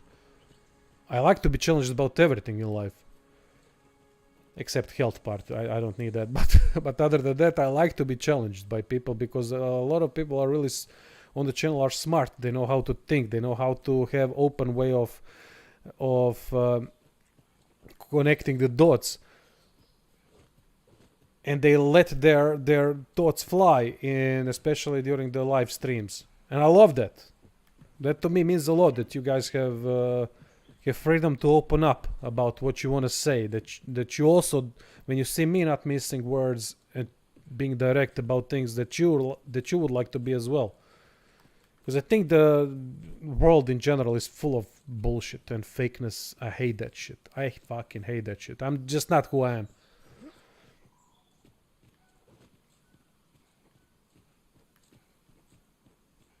And I try to bring that on the channel, and I've succeeded because I see a lot of phenomenal people in the community that I disagree regularly, daily with. It's fine. That's how things should be. We can disagree. That doesn't mean I don't like you, or that you don't like me, or anything. It doesn't matter. That's preference. That's completely different. That's subjective, but it's good for the discussion, to keep the discussion going. You will always learn something from a discussion. You will either strengthen your opinions, but at least if you gave someone a chance to maybe change your mind, you might become emotional. I become emotional a lot when I read comments. Some things piss me off. Some things bother me when people point out something that I didn't notice myself.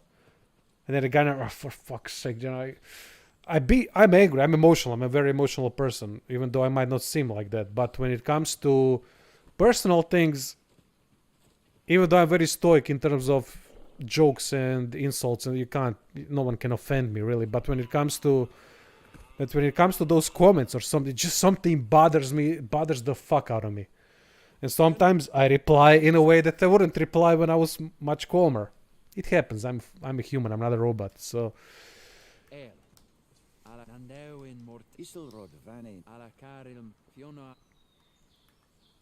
It's a normal thing to do, but I love the discussion and I like to challenge them. I'm not afraid of feeling bad just because someone else said something that I don't agree with, or that someone challenged me in a good way and made me think, fuck, how the hell did I not think of that?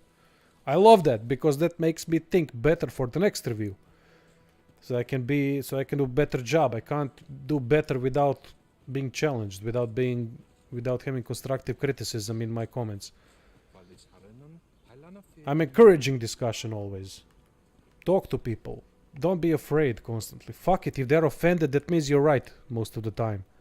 It just means you hit the nail on the head. I'm gonna need to summon my bastard here to talk with me. I'm gonna need him for this part. Think on internet? Nah. They released a new trailer for Outlaws. Is it a gameplay trailer or is it just a typical story trailer, cinematic bollocks that Ubisoft does?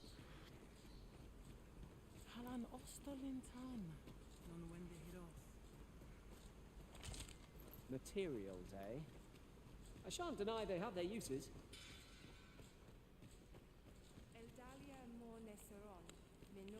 Elelot osto silfa malantha alecano mine in fair avehum. Should we change vocation finally? I think it's time.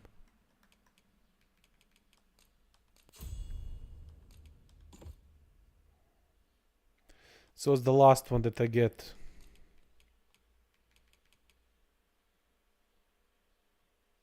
I mean, that could be useful one, but I'm not gonna. Okay, let's switch to. Let's play mage a little bit solo. I'm gonna try that because mage has some good stuff, if I'm not mistaken. Augments your magic defense, stamina recovery speed. All right, let's play with mage a little bit. Why the hell not? Gonna be difficult. Not 100% gameplay, alright? Okay, thanks for the information, mate. So basically, I don't like watching trailers, by the way. To me, that's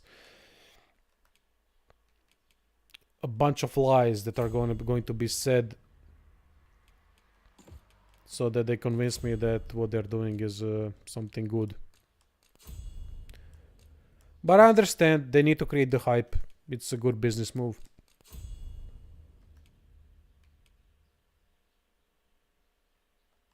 Oh, this could be actually quite good. Increases damage dealt by your attacks when targets are not in battle stance.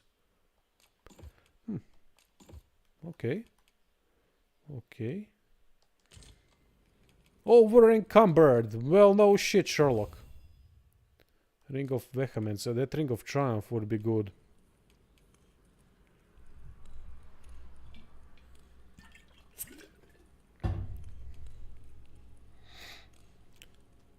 Storage. Deposit. We have a bunch of stuff to deposit.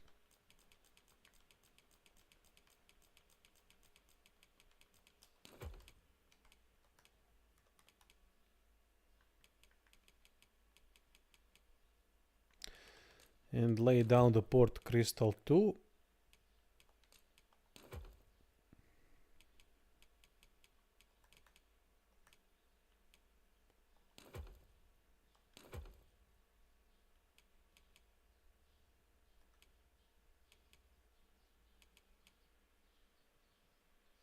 Beseecher Hood, what the hell is that? I don't even know where I picked that up.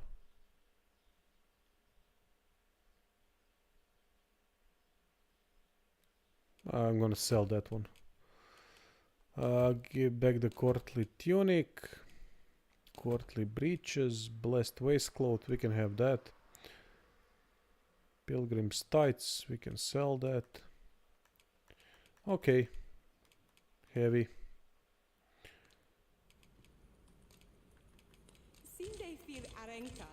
Well chosen, Arisen. Equipment. Aha. I'm certain you'll master that. Elelot osto silfa malantha alecano mine in fair ave.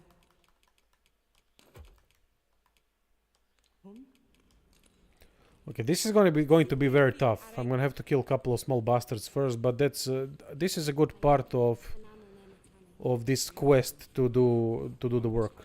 I think there won't be too many challenges ahead.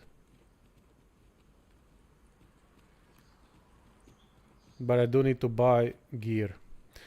I gotta check the storage first to see what the hell do I have even for the mage. I think Blessed Waistcloth is fine. Bucephalus elelo osto silpha malantha alecano mine in fair avehum.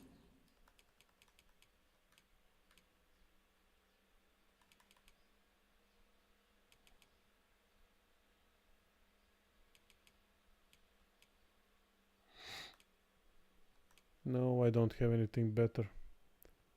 Savant boots. Okay, Angudu telpe. shut the damn elf.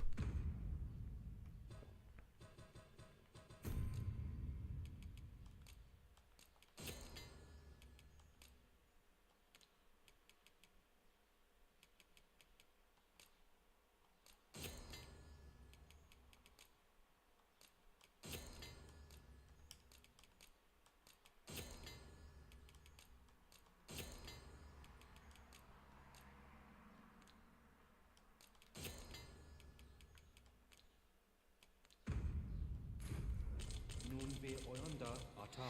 Nun we ondo.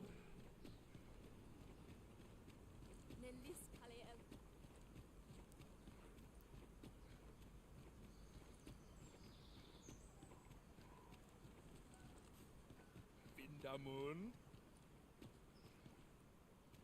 Akaya arume fa in iterond, etele eldalia nun we.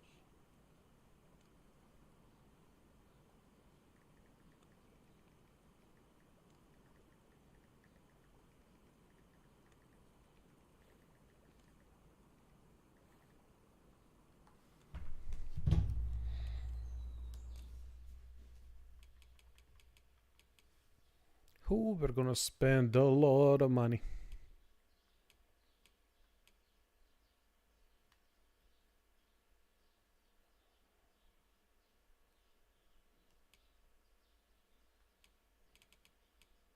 But I need to go all the way with the mage, so I need that stamina regen increase. What? Not a single? Oh man, that's disappointing.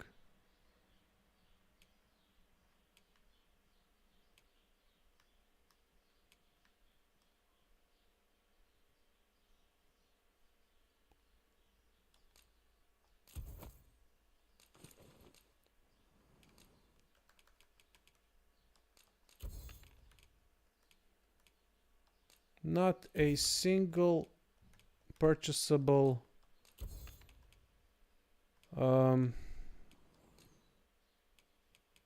chest piece.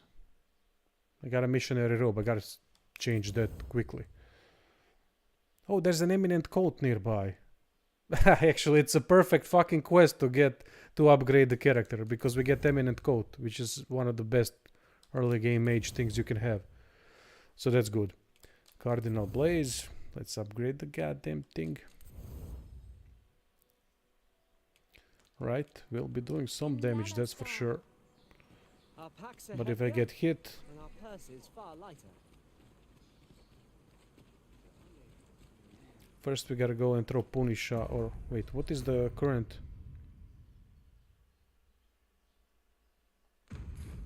Aha, we need to get him to the father. Okay. Let's do that first.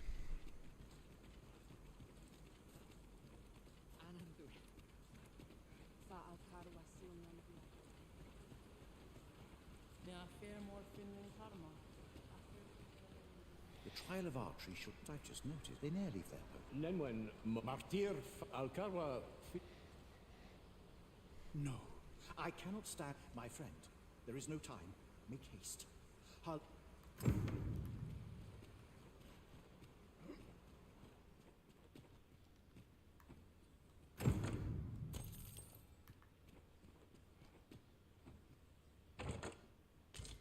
Oh shit, am I supposed to be an archer to complete this quest? Oh no, no, actually he's gonna shoot the ogre's hand and I can run in and pick up the girl. Yeah, that's the deal.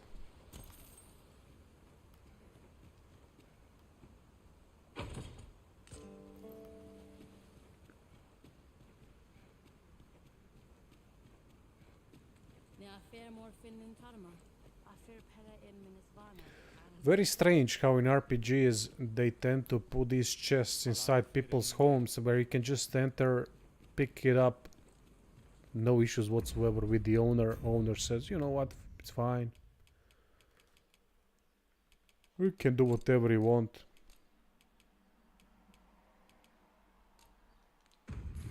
Tis done, master.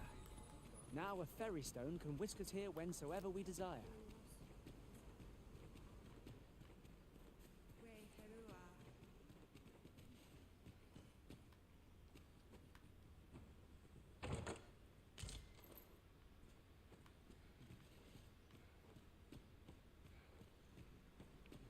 Plenty of things in these rooms.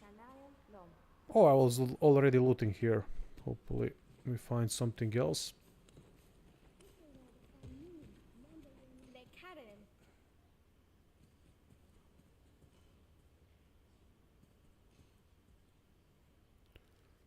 I'm currently mage. Link used to run into people's houses and smash all their pottery just to steal their life savings.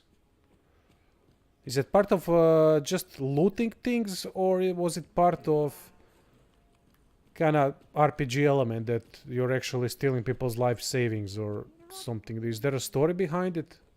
Behind that loot system, or just a simple loot system that also doesn't make sense for an RPG game? At least in RPG games you should have some kind of good-bad polarity when it comes to moral decision making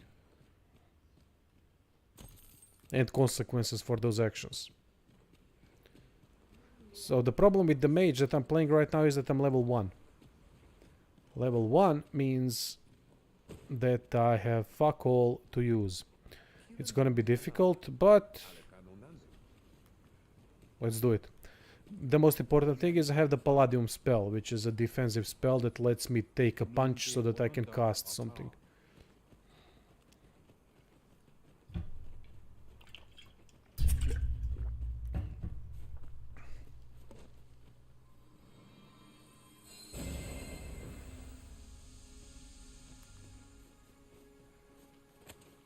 Oh wait, do I have to?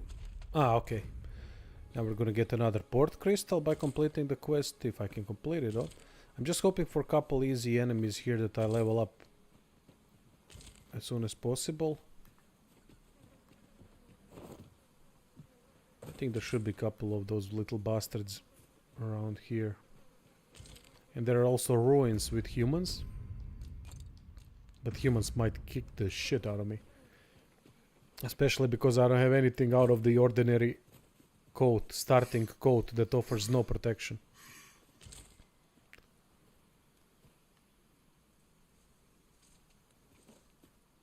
Ah, okay, it is more of a random pot.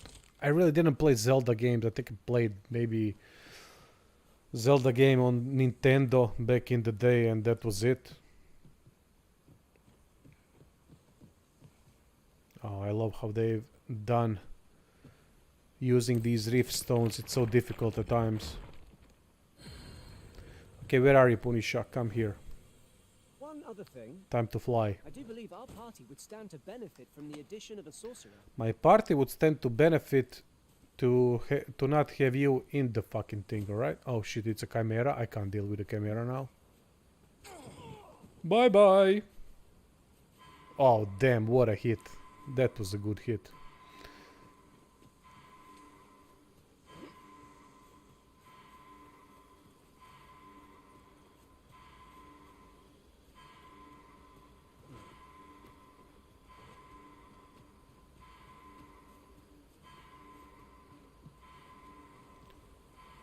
Okay.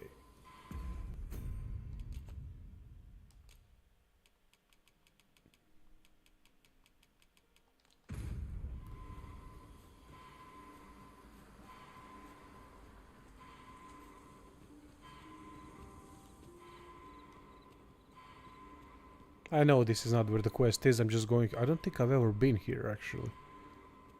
Forgotten tunnel. Ah, I was. But let's see what happens.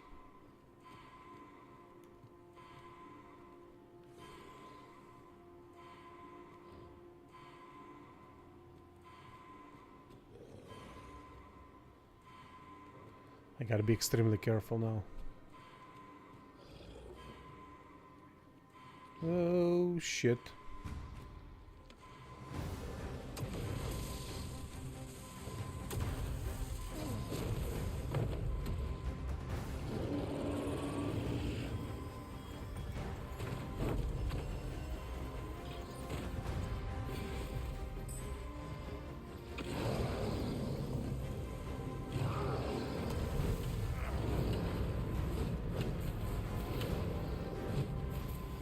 Oh, come on.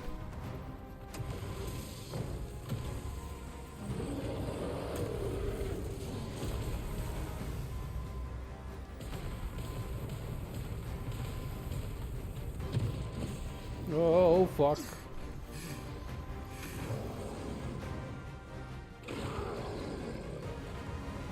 Yeah, why am I doing this? I'm gonna die from an ogre.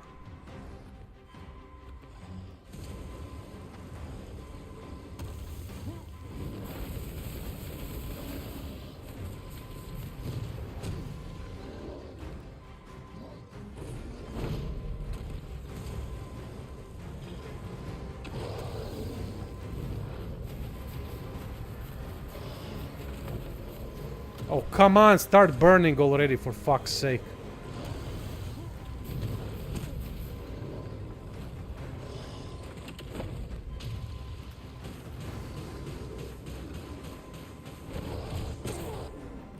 Oh, damn. Unconscious. Okay, I think I have something for that. Curatives. How down far can you throw the NPC? I don't know, mate. I don't know. But I'm definitely trying to get to the bottom of it, considering how often I get my pony shot to fly. Wait, what did I do? Unconscious. Curatives.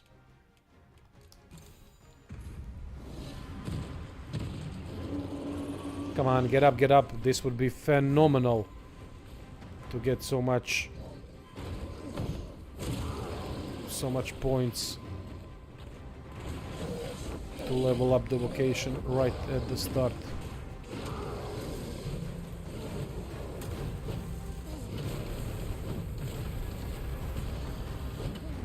Ah, fuck. I don't know how to get out of it. Do we just need to keep pressing buttons? I got no clue.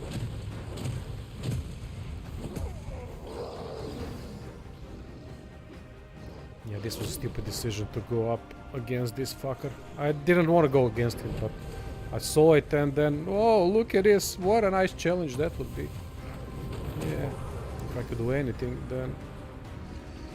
Okay, palladium. I need palladium. Come on! Climb the fuck up.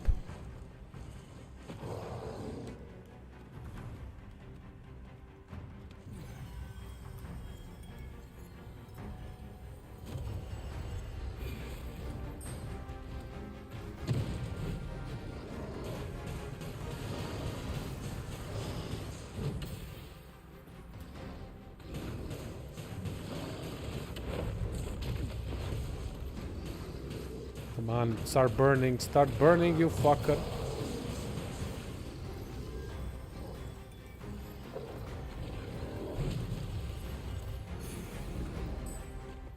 Come on.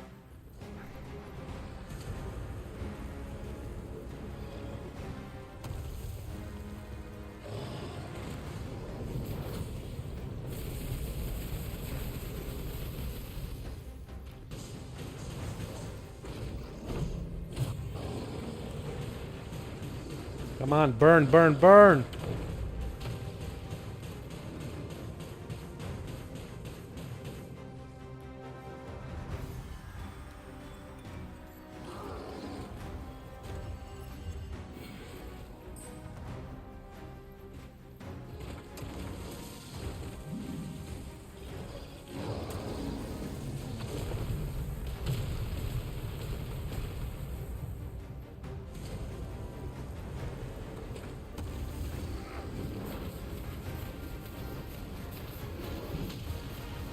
Jesus Christ, why isn't he burning?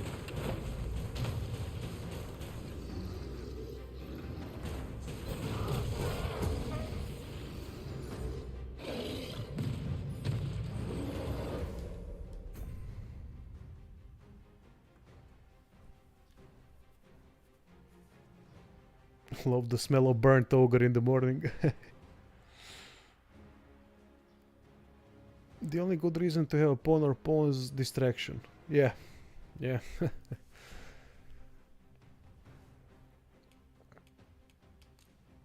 What did I'm unconscious, right? Or what is that status?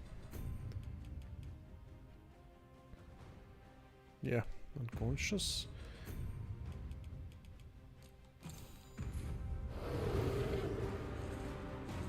Get up!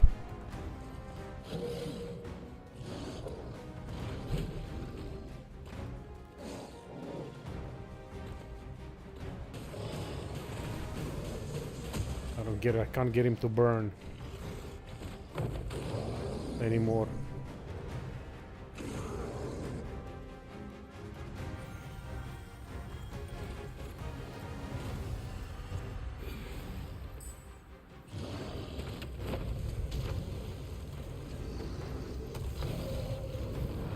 No, I didn't press it, for fuck's sake. Can't see shit!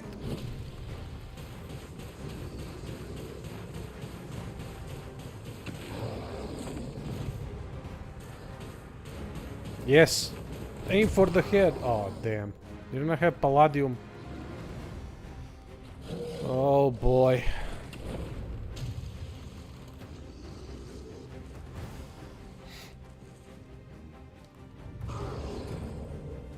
Oh, it is a good idea, but not at this point. The problem is I'm vocation level 1. I got no spells. That's the problem, mate.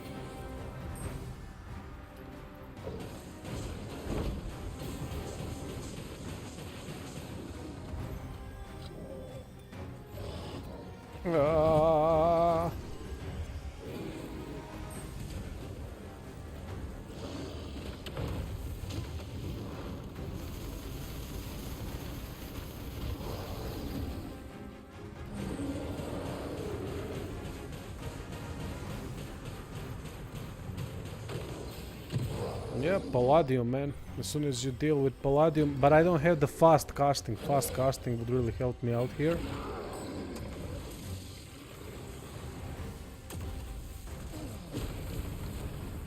Oh, come on, you completely missed the fucking spell. Are you kidding me?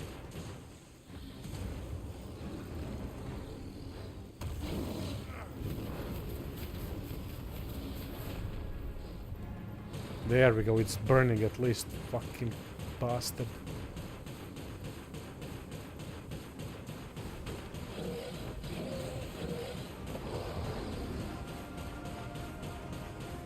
Oh no, Palladium. Come on. Oh, he died. He fell. Okay, I'm fine with that. I don't need the rewards, really. I just needed the CP. Alright. I'm taking that. I don't give a shit.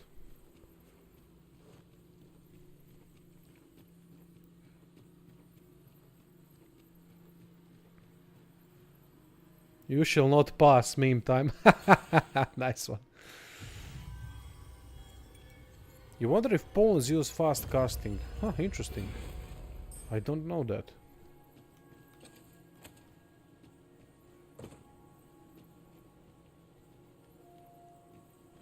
Honestly, I don't think I've been here at all.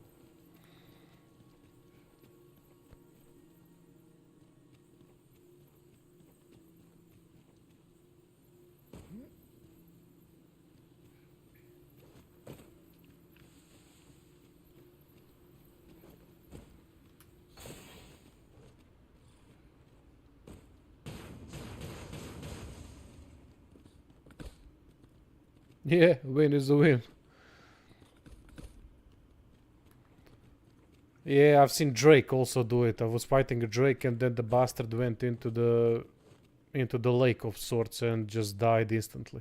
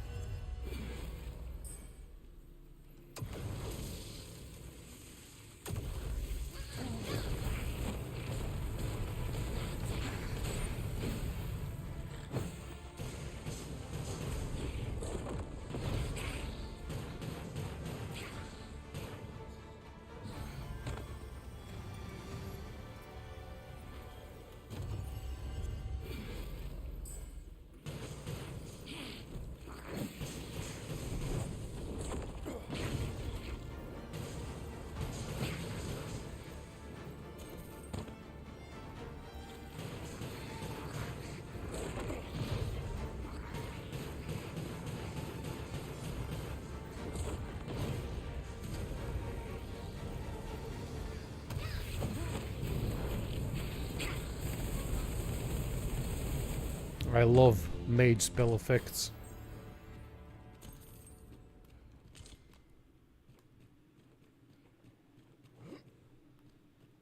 Burning the bastards from such a short distance is very satisfying. It's like having a flamethrower. And you bastards know that how fun it is to use flamethrower in games.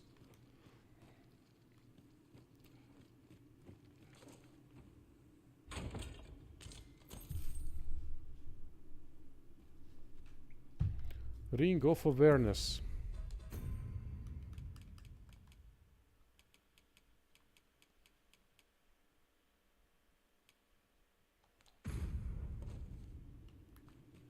Yeah, they did.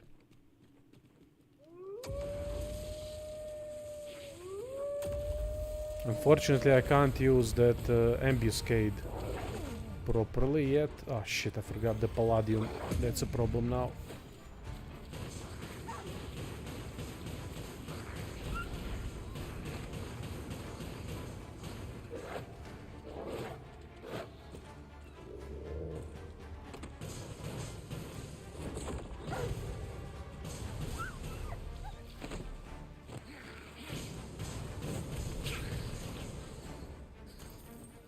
A little bit of positioning, movement, and it's sorted. I like that a lot, that you can use elevation to your advantage and disadvantage. Fuck. That's really cool. I like that in games. That's why simple combat and heavier combat is something I prefer, because it reminds me a lot more on it reminds me a lot more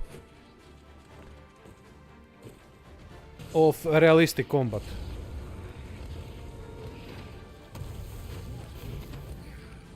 Ah shit. Ah shit.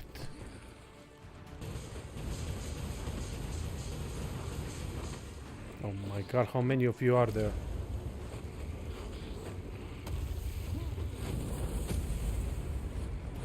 Who? Again?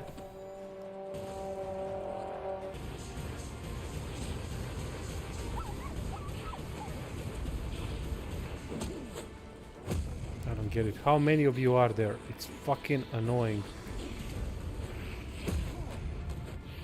Shit. I was doing better there. Ah! Oh great, now he's gonna take me.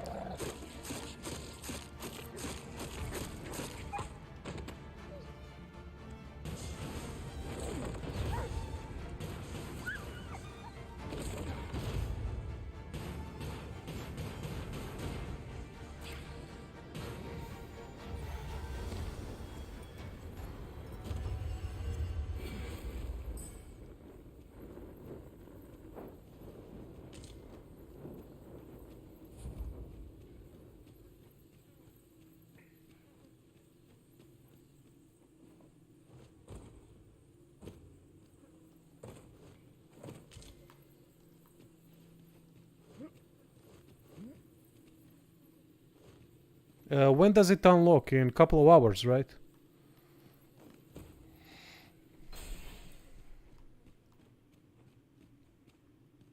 $35. Nice.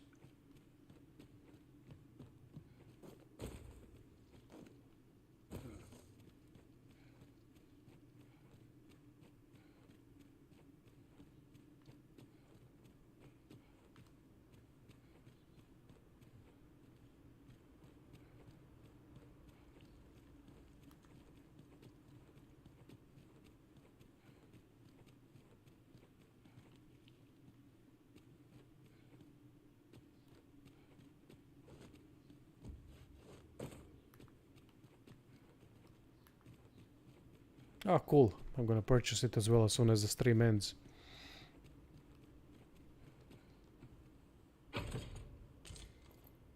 Enjoy, Patrick. Glad you joined, mate.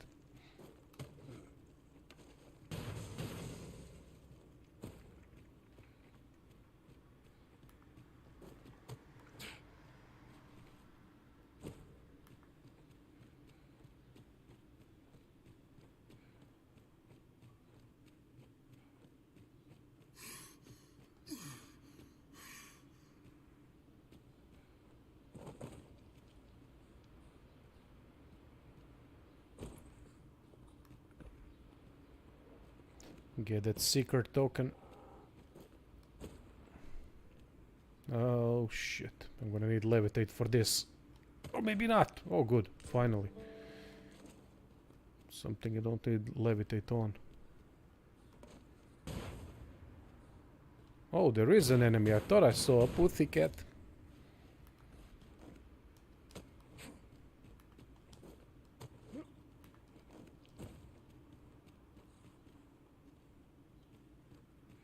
Me too, mate. I haven't played Final Fantasy 12 in a while. There's so many games. So much stuff to do. Oh shit. No, don't fall, don't fall. Just wanna see if I've explored the whole area. Yeah, Simeon, it is for me as well so far, except the weight management issues and all that. That's why I would suggest playing solo on PC due to mods. But health loss gauge, weight issue, and the fast travel, of course, which is a problem in party and in solo.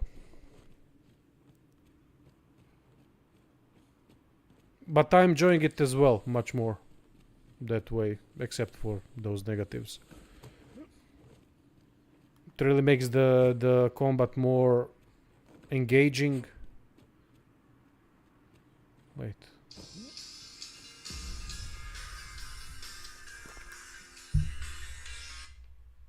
Да?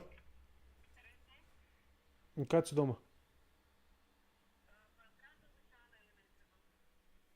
Ne znam, ne trebaš valjda, nemam pojma.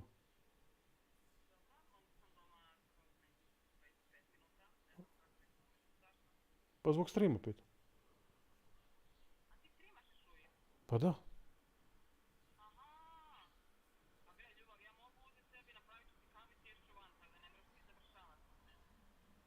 Ok, dobro, ti mene smetaš tu, tako da... Da, to da, može. Ok, dogovoreno. Dobro. Može, ajde. Alright, my kind girl. Bless her. She's coming from work, but she says that she's gonna be outside because it's a beautiful weather outside. She's gonna make her coffee and go outside so I can stream more. So I don't have to conclude the stream. If you don't know the situation, basically I usually stream from PC. This is PlayStation 5. And my setup is way different. I'm in the living room. I'm taking all the space in the living room. And I'm taking laptop and TV at the same time, which were the only platforms she can watch something on besides her mobile phone, but that's not the same. So that's why I'm streaming streaming around 11 p.m. or noon GMT +1 time, or CEST time, Central European time, so that when she gets from work she can do her own thing here, because it's unfair for me to take the whole fucking house because of work. But now I can. She's been kind enough.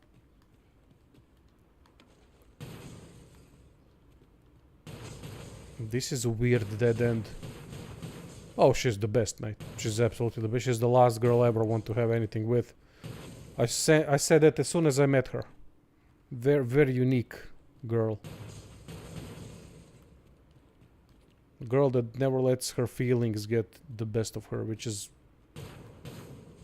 the first I've ever met like that.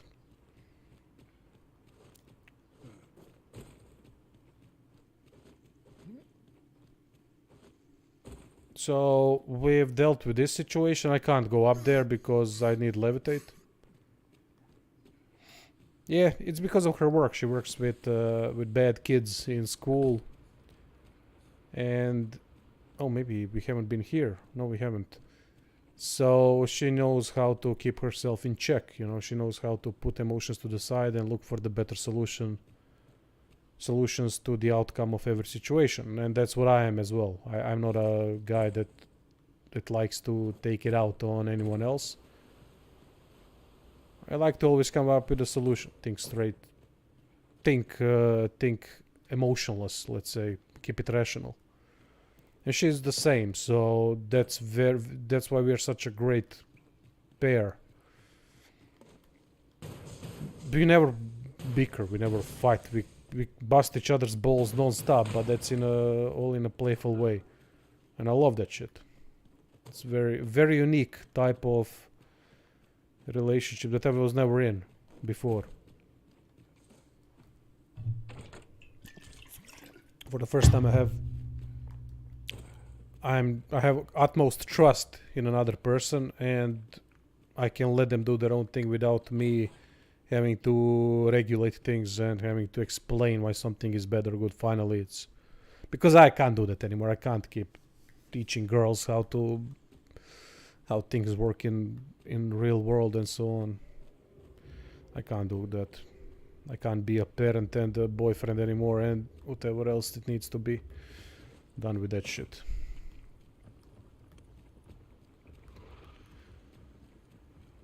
So yeah, she came in a perfect time. Well, maybe not in a perfect time, but that's a different story. Okay, so right now I am talking bollocks too much, and I should be... Yeah, if I go there, I'm dead. But I don't give a shit. Hey, Tomek. Welcome, mate.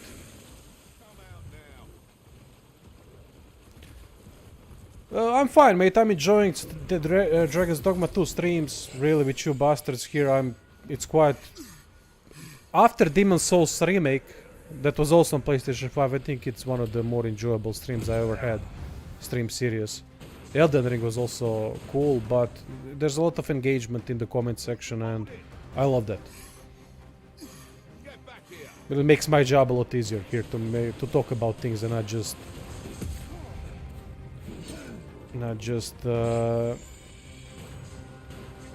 try to come up with stuff all the time to say, which becomes repetitive and tedious, since I don't have many things original to say that you are not seeing on the screen yourselves. So yeah, it's quite enjoyable. Quite enjoyable. And the solo experience, even though time wasting is on maximum when playing solo, I'm enjoying the combat and the challenge of it. Can't help you with that decision making, mate. I did a review and that can point you in one or the other direction, but I haven't played Rise of the Ronin. So I don't know how good the game is.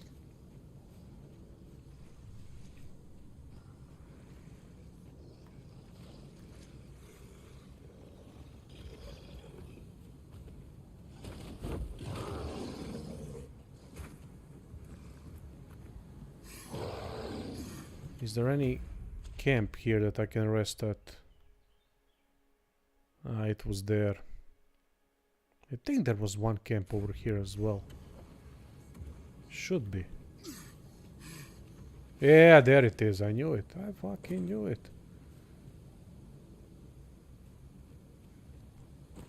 Did you play it, Nick? How's the combat?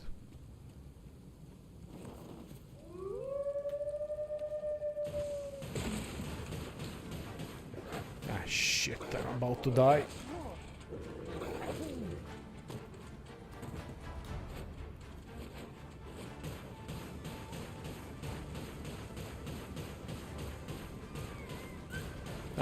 So the Skinny Campus says I played the Rise of Ronin gameplay solid. Ah, shit. And now I'm fucked. Alright.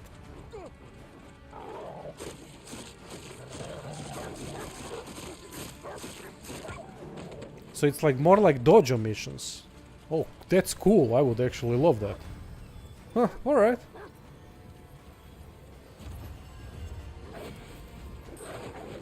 Oh crap, now I have to deal with the goddamn ogre too. Move, bitches!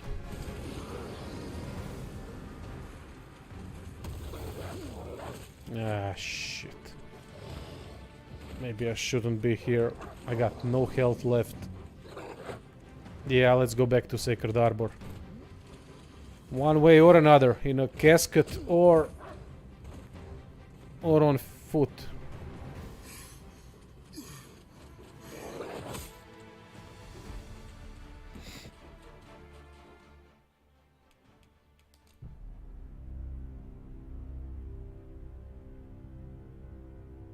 Mate, I can't use any of those rings because I have to use rings to manage the weight.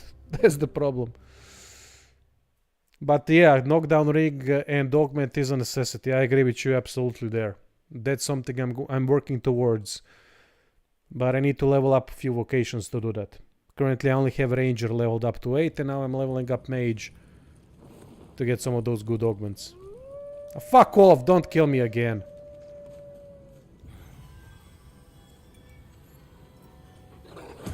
Oh! I hate that health loss gauge in solo play.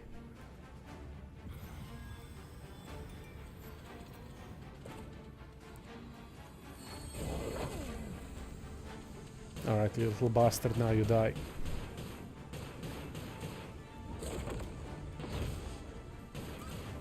There we go. I'm going Japanese crazy, so I won't Rise of the Ronin. I might buy PlayStation 5 maybe and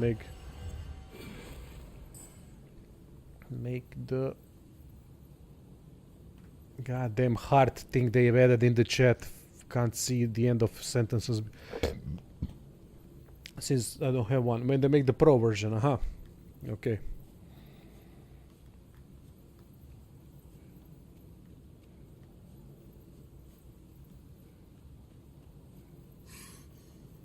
Now I could go here and do the quest now, but that would be a pain in the ass because of the situation. So I'm gonna go back to Sacred Arbor. Which if I had an... see, this is a good example of time wasting. If I had more port crystals available in the game, I would just position one port crystal here now. Or maybe if I had one in the inventory right now. And keep it constantly with myself. To myself.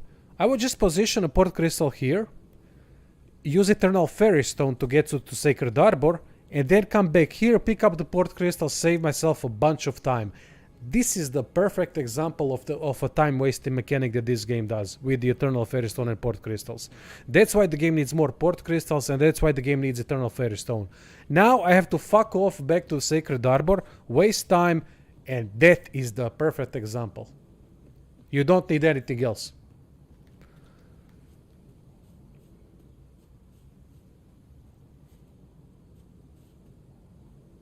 Yeah, I'm trying to collect secret, but actually I'm not trying. I'm just playing the game and I don't want collectibles. I don't want to deal with collectibles. Fucking hate collectibles in games. Have you played Ghost of Tsushima, Deacon, or is that still an exclusive?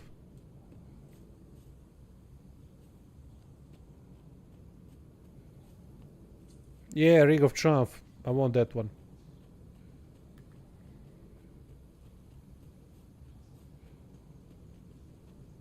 Is that a bandit or? I think the port crystal idea is quite good. I love it. I love their port crystal and fairy stone idea. But if that was done on top of another system, that would be perfect. But not the system in itself. When that is the system in itself, then we have a problem. It just isn't enough. Because I constantly need to do these small things that waste time, and that's a lot of time accumulated that I would have been doing something else, more effective. Like getting vocations up. So is the world interesting in Dogma 2? Aesthetically, one of the best. One of the best I've ever seen. It's incredible to look at. I don't know if you can get that through the game capture card. The details are probably mushy and all that. But the game is stunning when it comes to scenery, landscapes and so on. Now, is the world interesting? At first it is. Because you see all the creatures that are flying around that you can fight and all that, but it becomes too predictable after a while. And there's a lot of chests that can be opened, which is a great thing, but then when you find out that a lot of these chests have rewards that you can already buy, or very insignificant rewards, and a lot of the equipment is already present in the shops, then the excitement kind of wanes a little bit. And then when you deal with the fact that there's almost no challenge in the game whatsoever, then you have another problem. And that problem is that the game can't keep the excitement up because there's no challenge. Oh, fuck, I gotta wake my guy because I don't understand a damn thing here.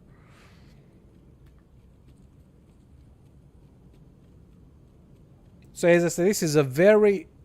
It's good, however, game, right? Let's rest up. Organize the storage. I think this is storage deposit. No. Oh, this is a vocation guild too.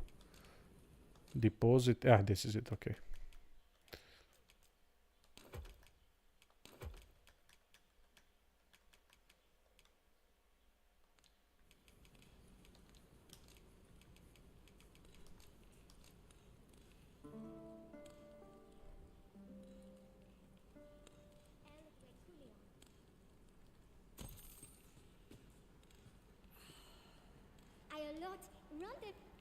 Vocation. I need to level up things.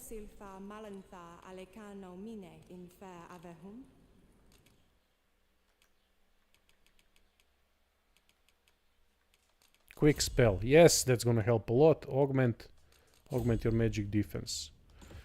Okay.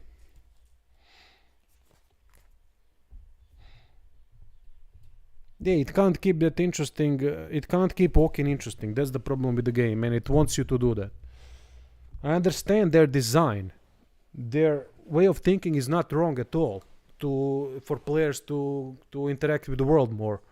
But the world isn't prepared for that.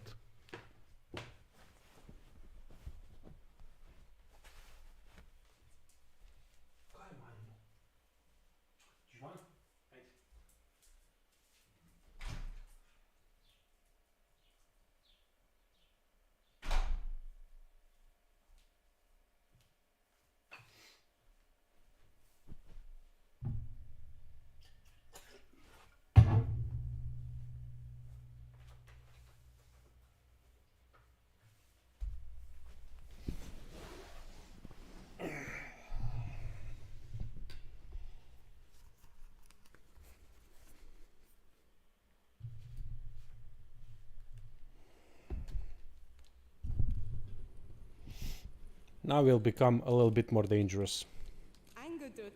Fast casting makes a lot of difference.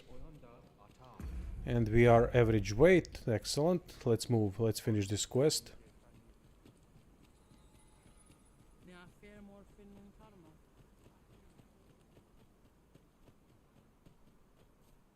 I'm definitely gonna go on a break in a couple of minutes. About 10 or 15 minutes break time, and then we'll continue. It's been what? Yeah, 2 hours 40 minutes.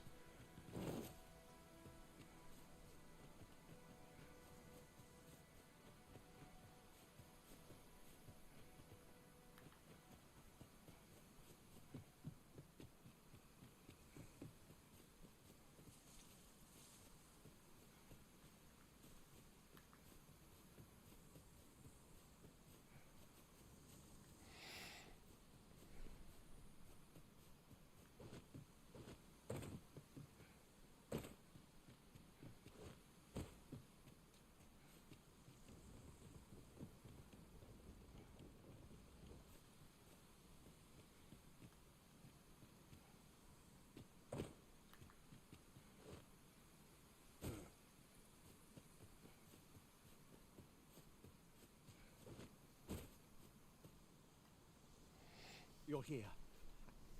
Beninume. Tayel Nis. Nando in fa. Moriven Fender.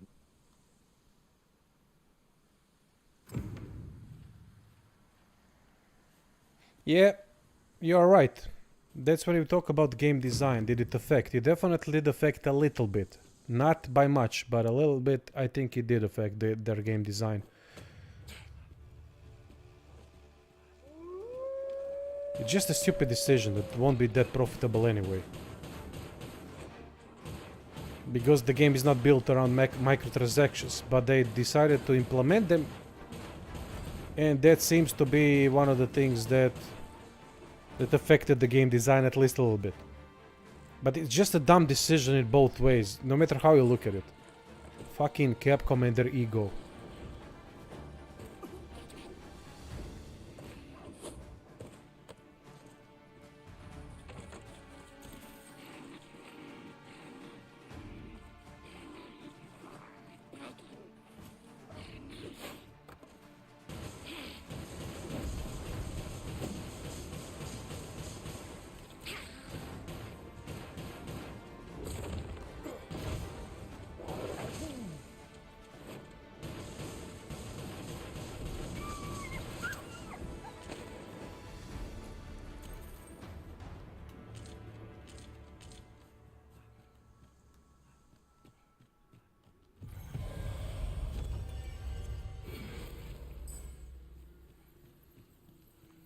Yeah.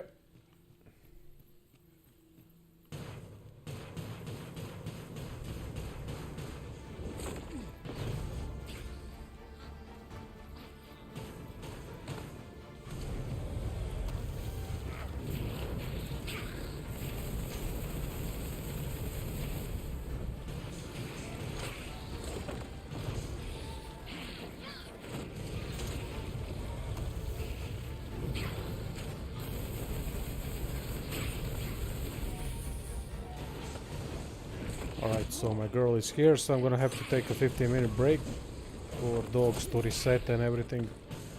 Then I'll be back. Stream a little bit more. Then later on play Broken Roads on PC. Oh, vocational camp, excellent. Alright, 15 minutes, people. See you then.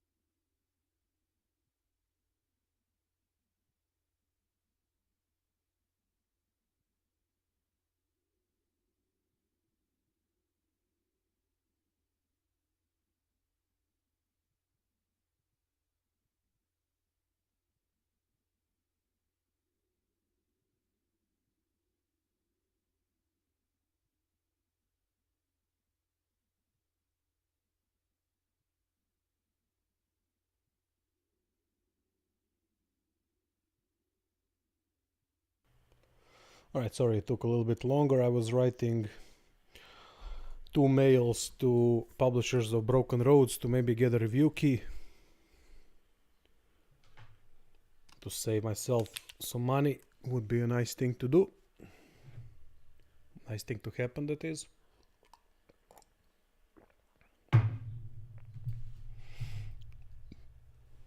We'll see. We'll see what happens. Anyway, let's continue with the quest.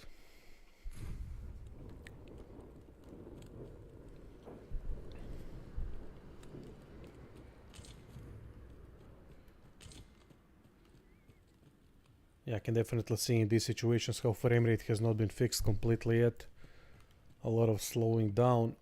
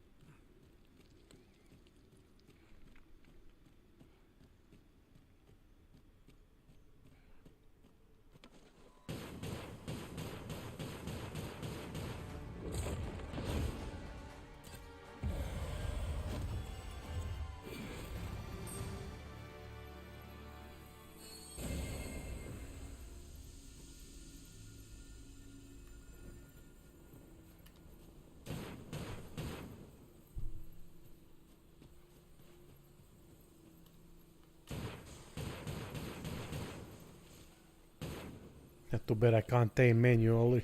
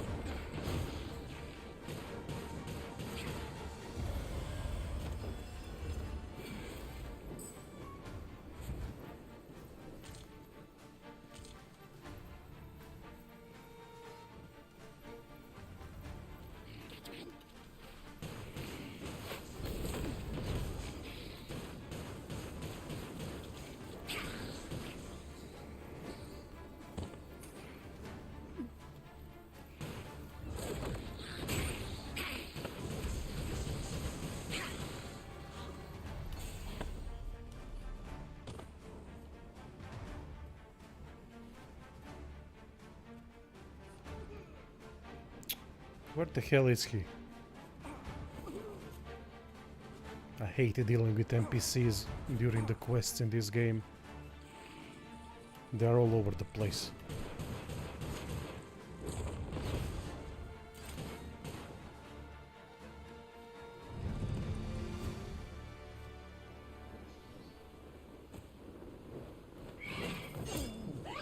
Harpy inside a cave.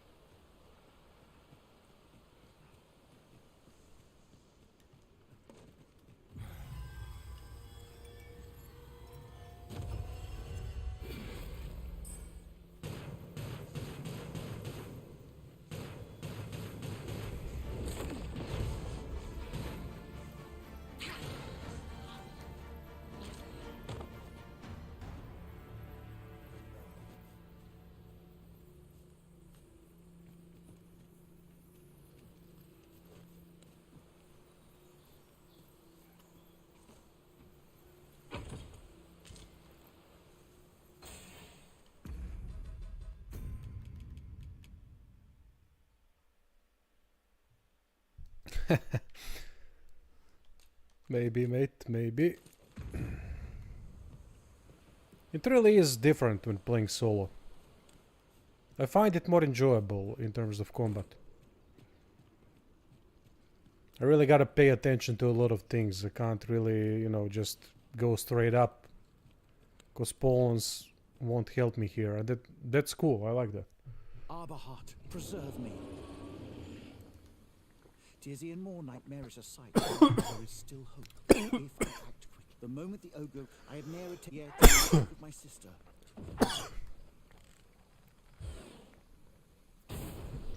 Pray, keep Darren out of harm's way.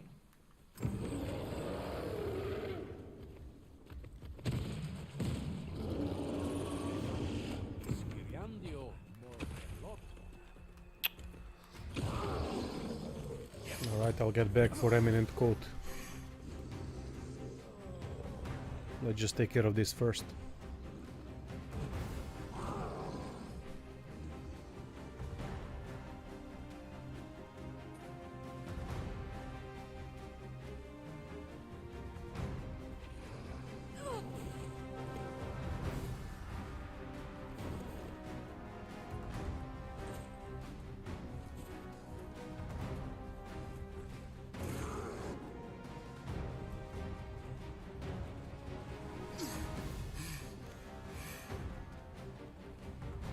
Oh, it's not an elf place, it's a cave. This is not Sacred Arbor, if you meant that.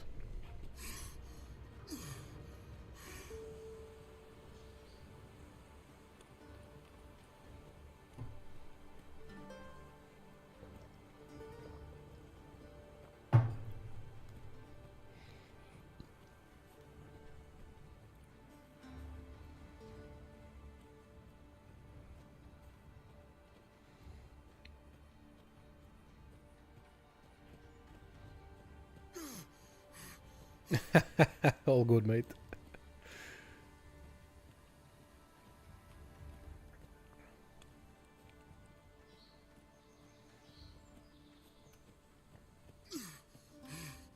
Oh, god damn it.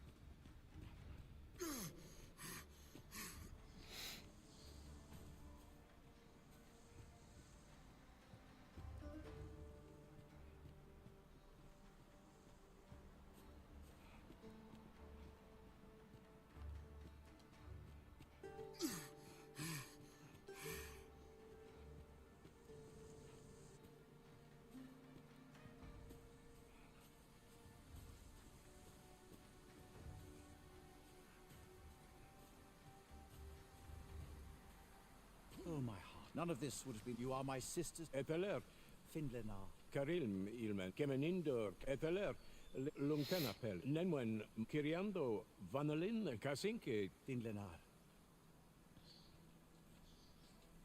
My gratitude. Not only are you my sister, by the by. Alael, aidalia, palan, hia, elorato, laikasar, nefanomo, liavstir, lalasta. There we go, another port crystal and the bow. Fantastic.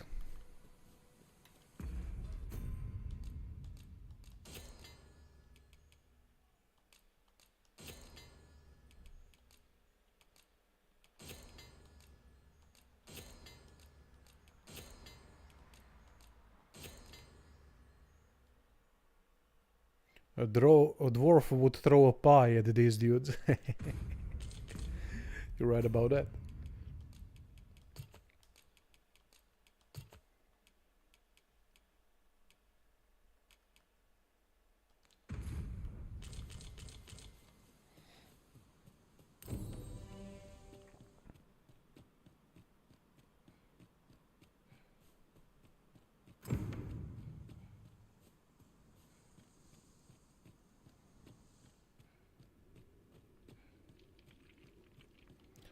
Let's now explore the cave a little bit more, because I know I missed some stuff.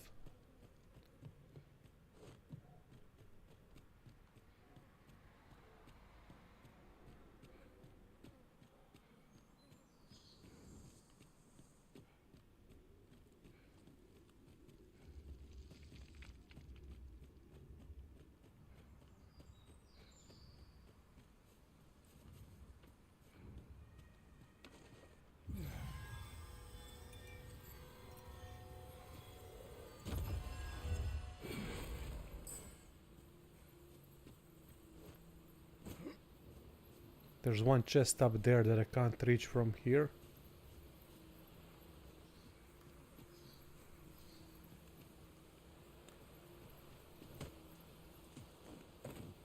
Or maybe...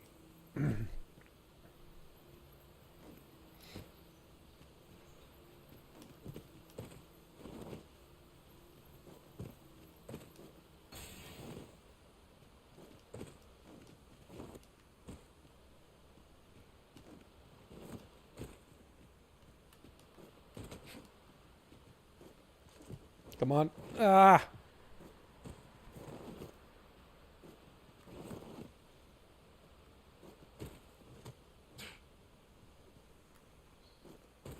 There. Ah, I was already here. Never mind.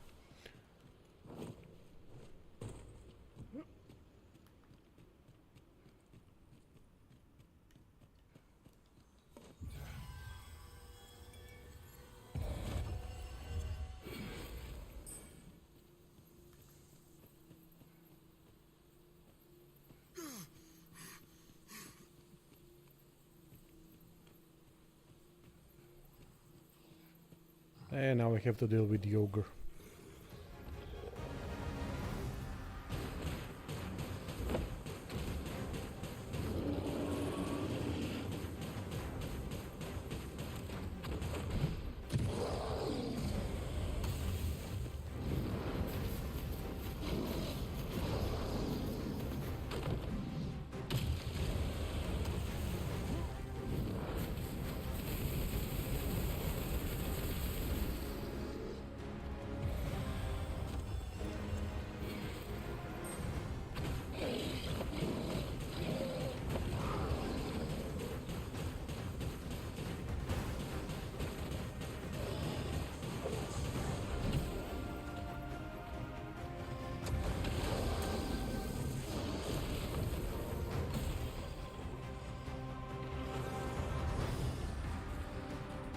Ah.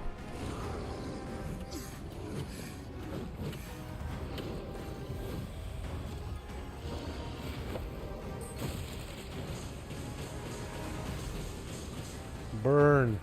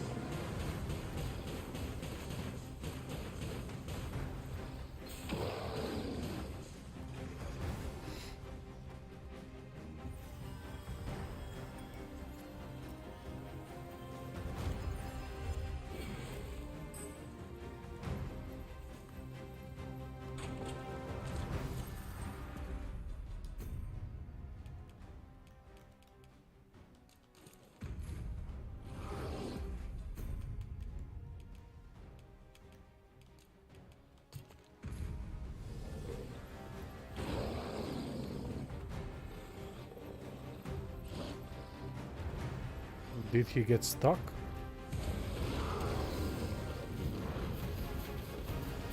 Oh, not anymore.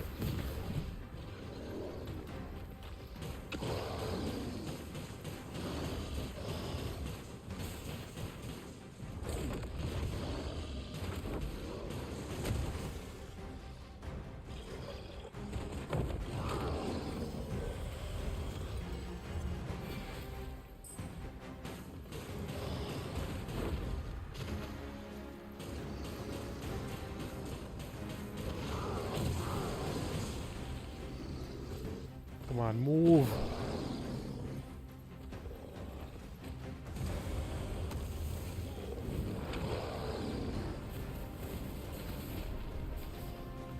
Yes, he's burning.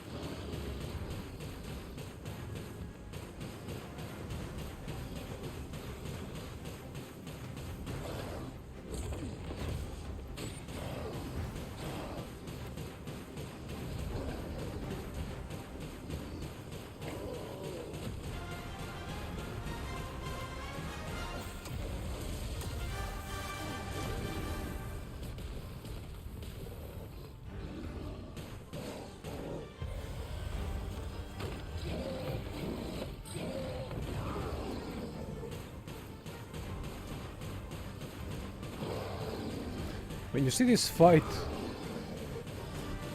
then you see that the AI of the enemy, despite their movement, their attack diversity, cannot really compete with the player.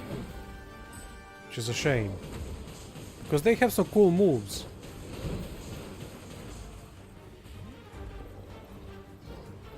Ogres and Cyclopses are especially weak.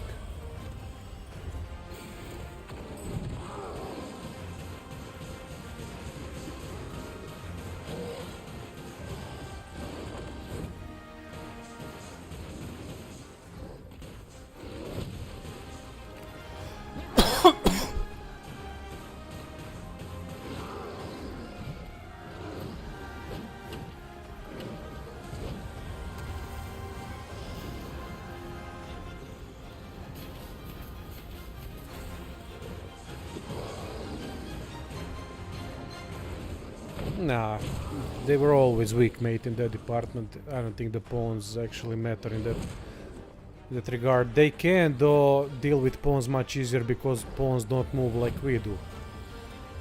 But even in a full pawn party, when they were attacking me, they couldn't do a damn thing.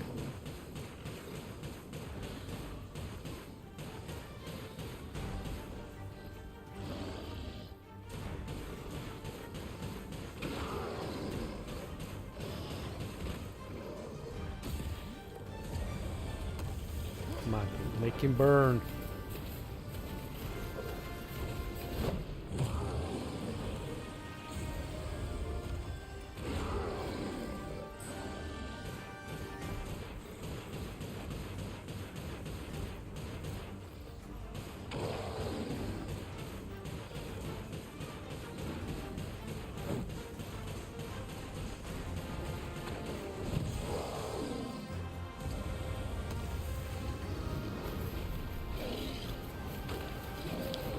Go, that should do it.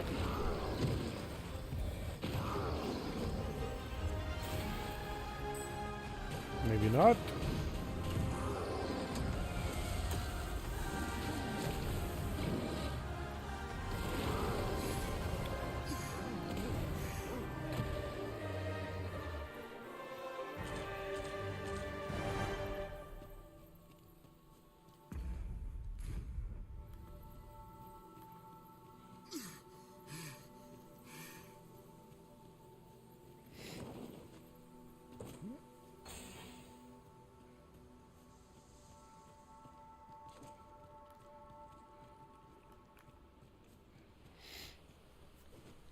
Takes a little bit of time, but in the end it was easy.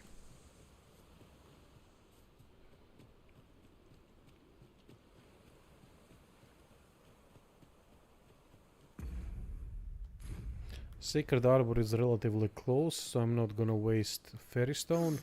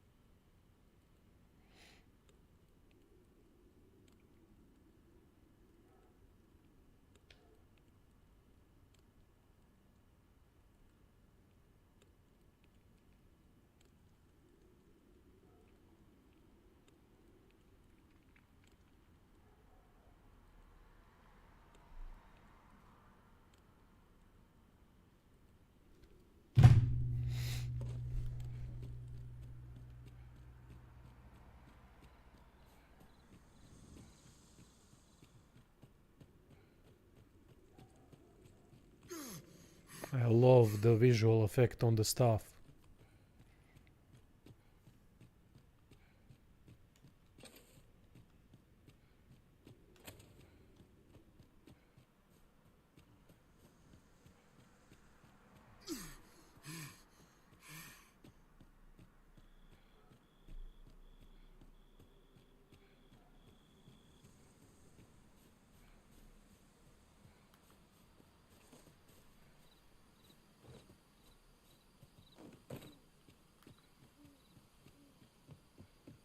Yeah, lightning is quite nice in the game overall.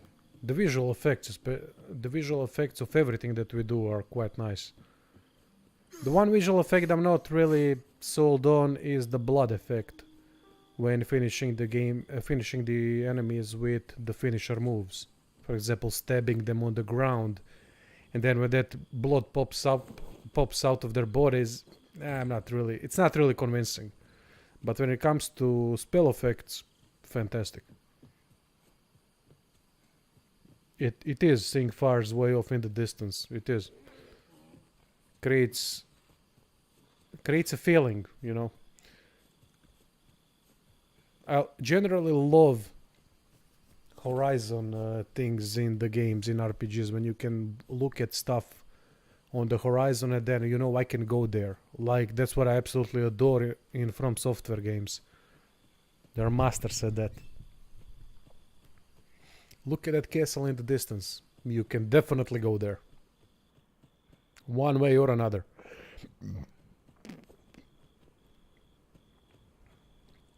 One second.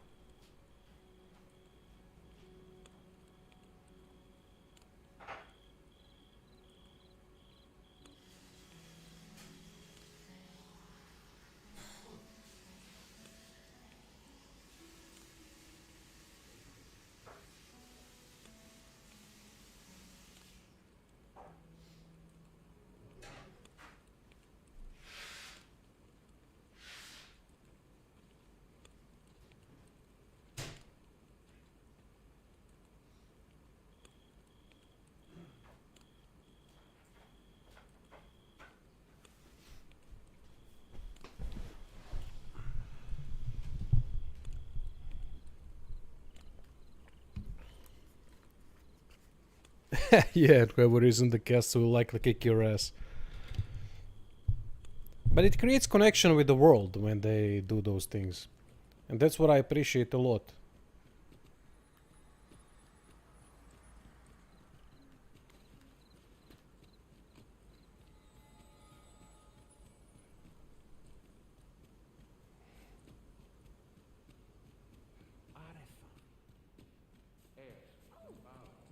Elelot osto silfa malantha alekano mine.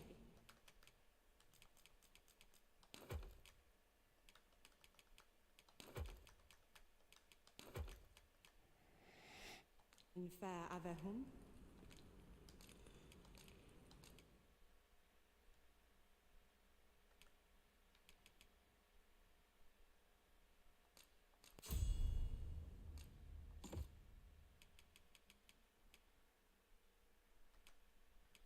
Levitate, yes. That's gonna make things a lot easier.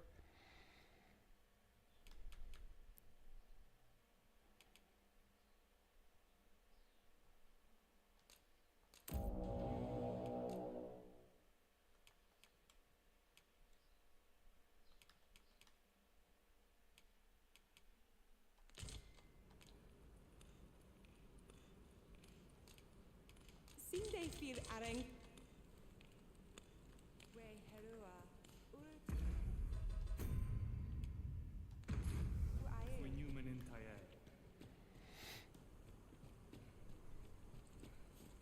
Nelis Kaliel.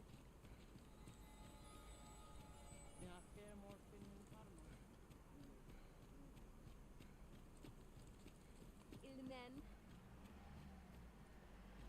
Okay, Arume fa in Iterond, Atela.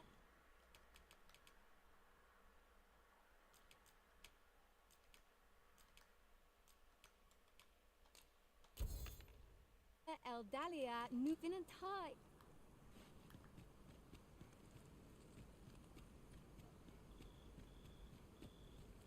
Isolod Fanun, Nandawin Bekare. Karium. Kemet Morvea Kuru. You.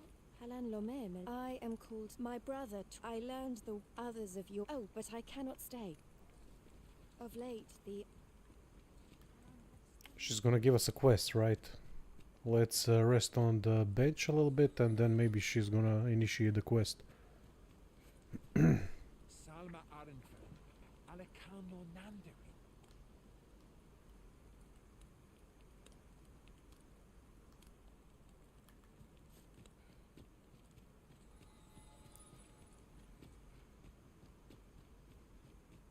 Salma Arenfeld, Alekano Nanderi. Isilrod Fanun Galayan. My duty is the Arbahat. She is nature's very. We have always lived in harmony. This with place nature. feels a lot like Kingdoms And of Amalur.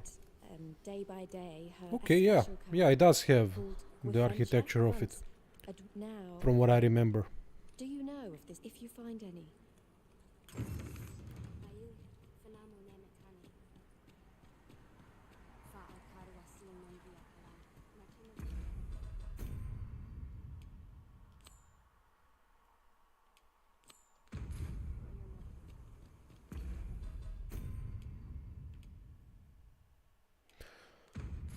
Seems like we have completed these quests. I don't see many other ones in the vicinity, but we are far from exploring everything that needs to be explored.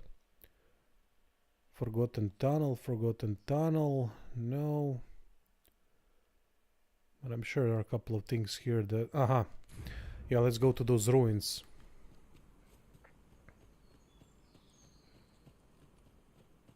With the levitate it's gonna be much... Oh, what? Wolves! Fuck off.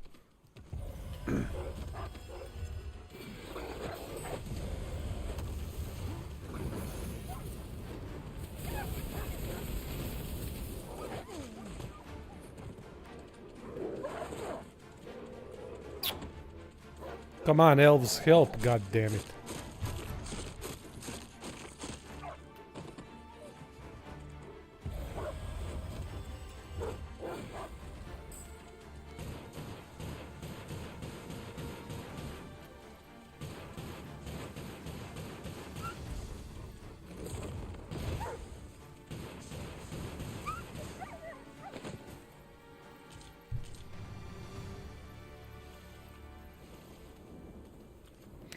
Yeah, Chimera, too. No, not a fan of dealing with that thing solo as a mage, that's gonna be difficult, but why not? I got the Eminent Coat, which I'm supposed to upgrade.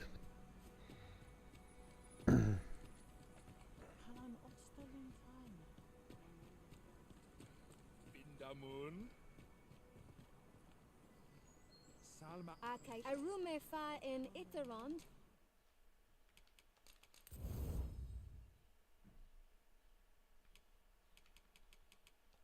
Atela Vinantai.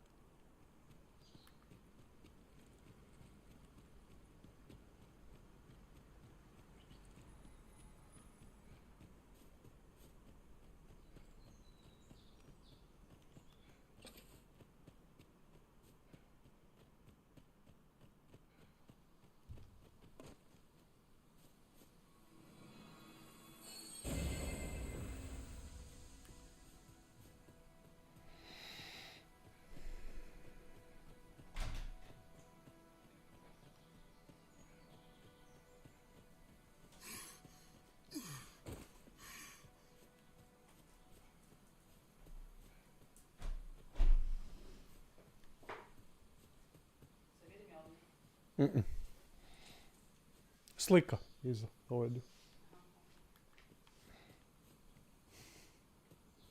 Dođi zvijezdo.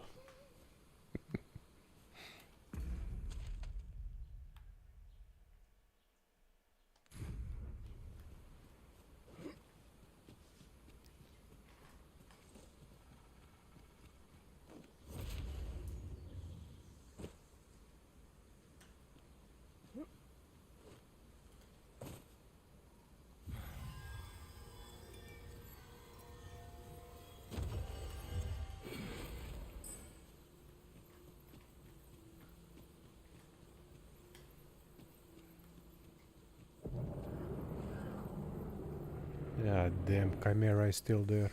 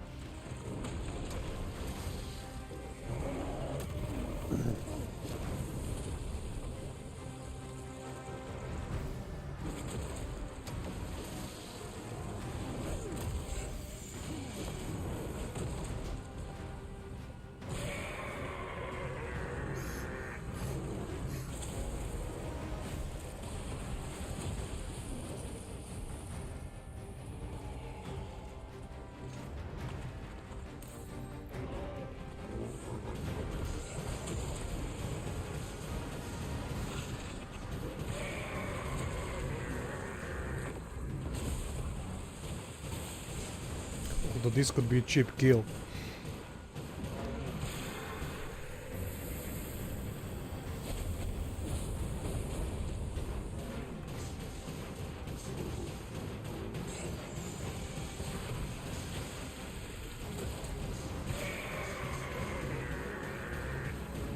Come on, burn, burn, burn!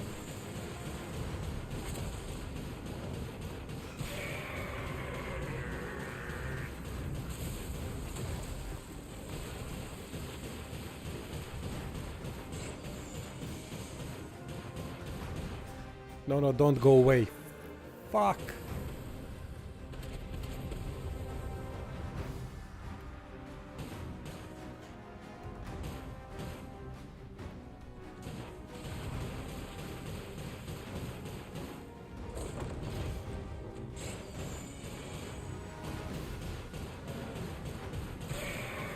Uh-oh.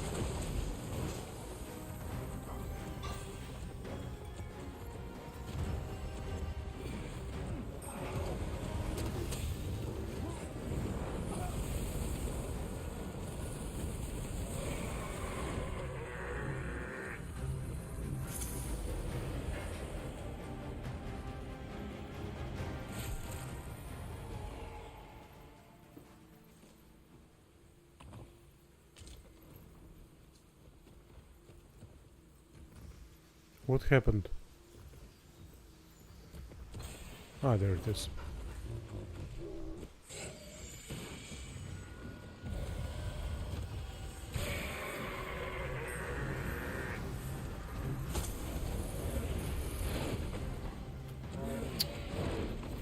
silenced, and I don't have a potion. That's the hardest potion to get.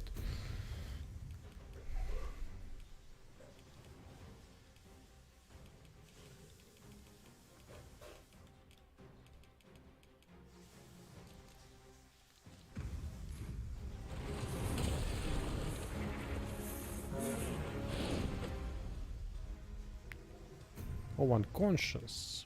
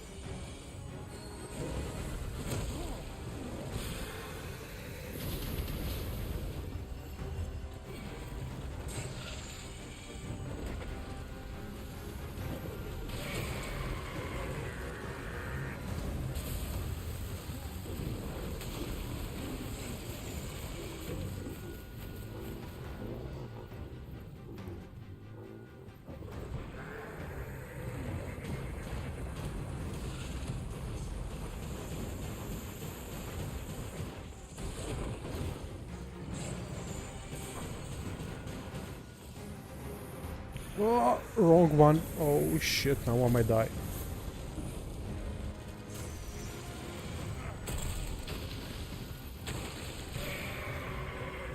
Hey, Asher. Yeah, everything is easy with fire, mate. You just gotta get close.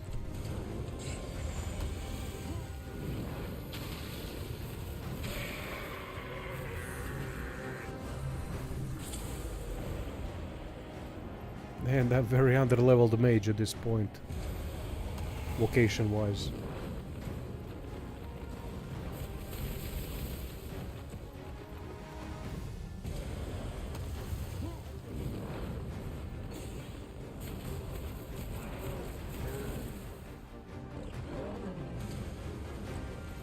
Oh shit.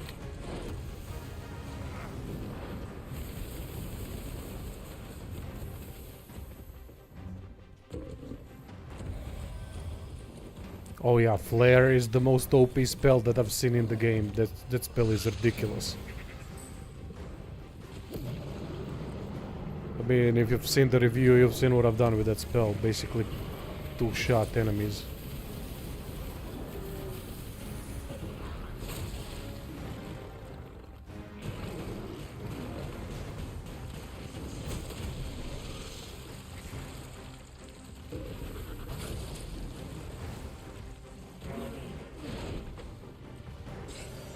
Oh, get up already, for fuck's sake.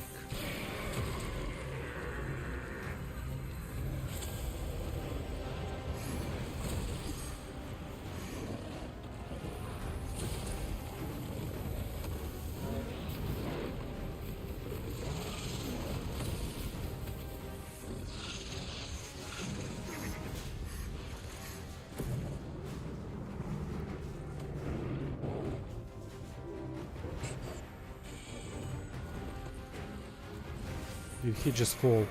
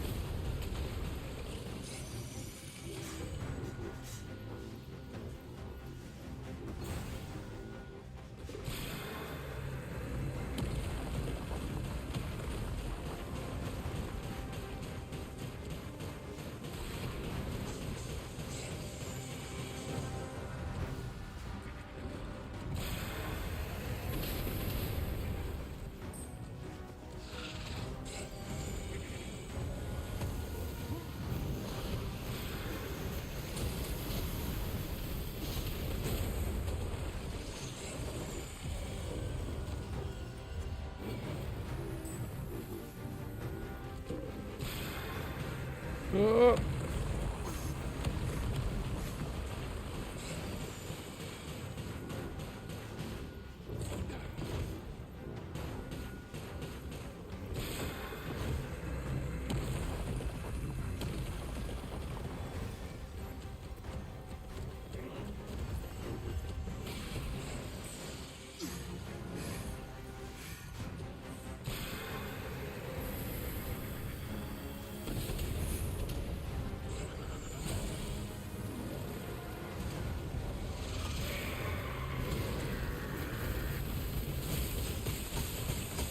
Oh crap.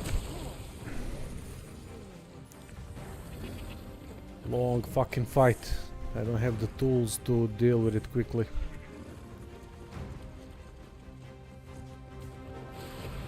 Maybe he can help.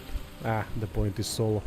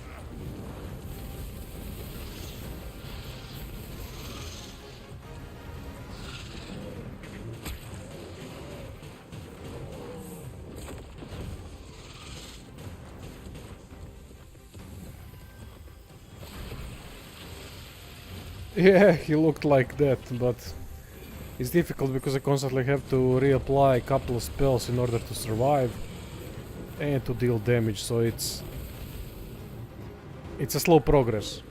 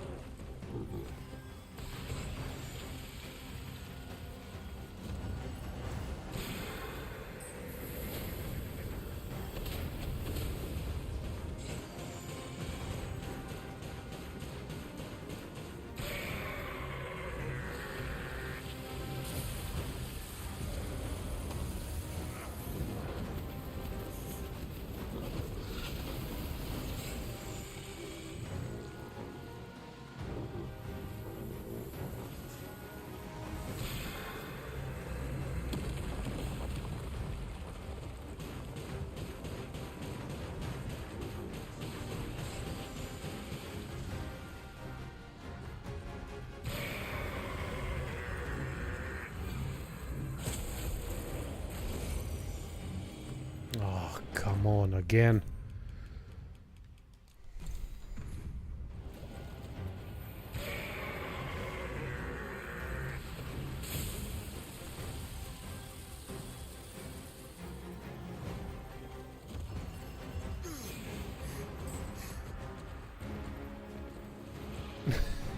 Chimera bacon or...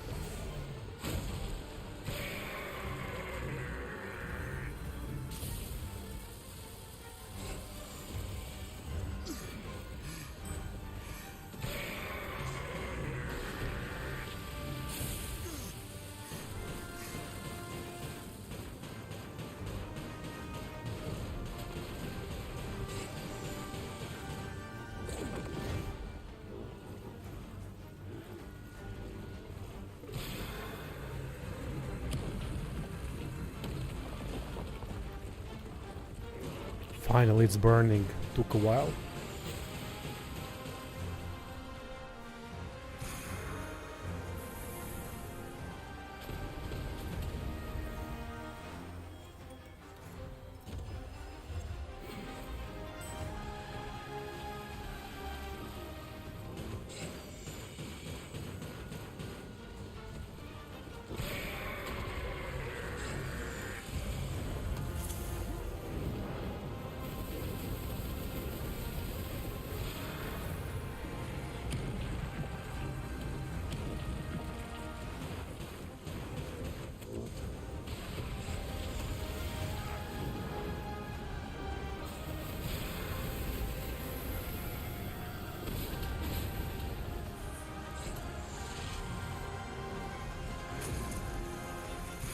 It is.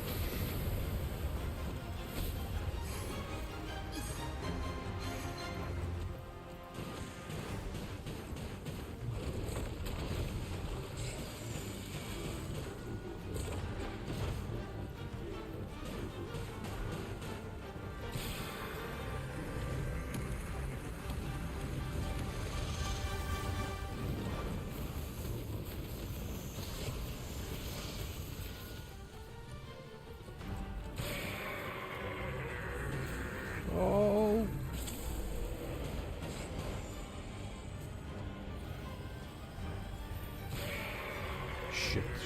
Shit, it's spamming spells now, not good for me. It's gonna take away Palladium defense.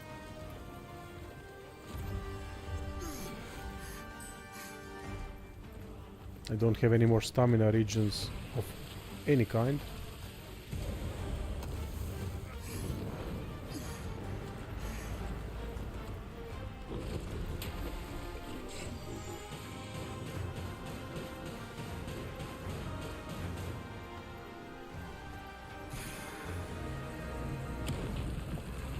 How important stamina management is in a situation like this. Oh fuck, here we go. Some bastards are here. I'm hoping that's not bandits. Nope.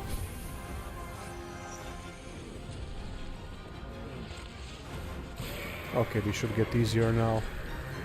I didn't call them. They came by their own admission, so fuck it. Still counts.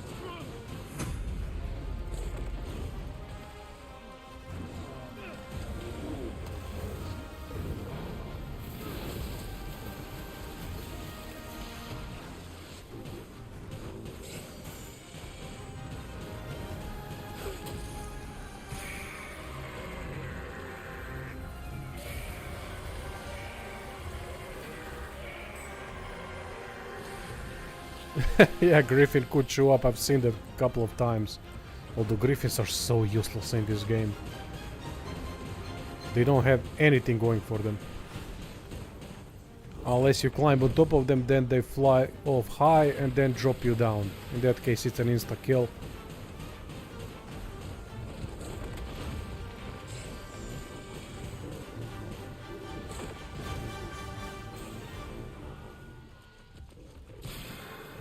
Well, Chimera dealt easily with the pawns.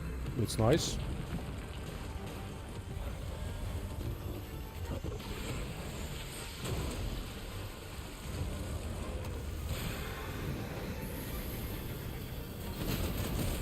Oh crap. Crap, got cocky a little bit.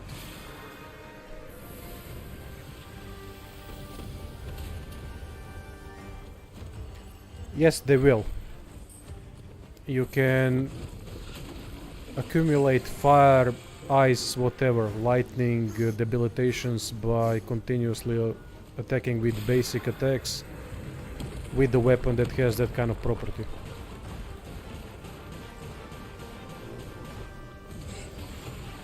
I don't know if it's faster. I'm guessing it's faster with spells. That makes sense. Oh crap.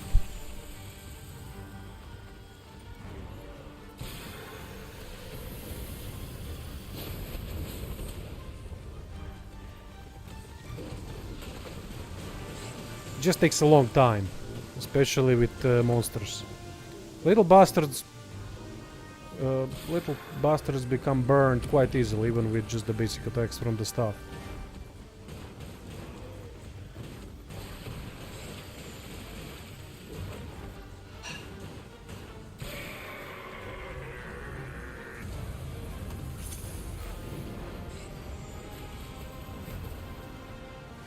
Ah, shit.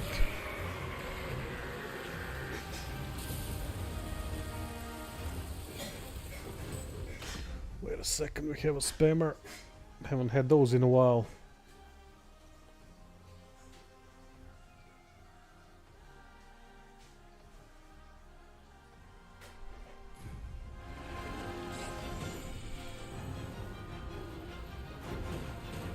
Yeah, war of attrition, that's a good way to put it.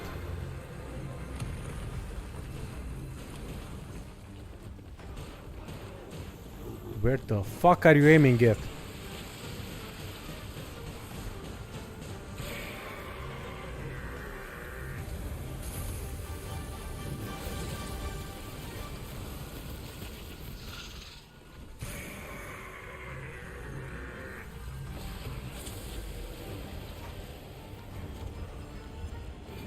If that Chimera is slightly more intelligent, it would kick 7 shades of shit out of me without any problem.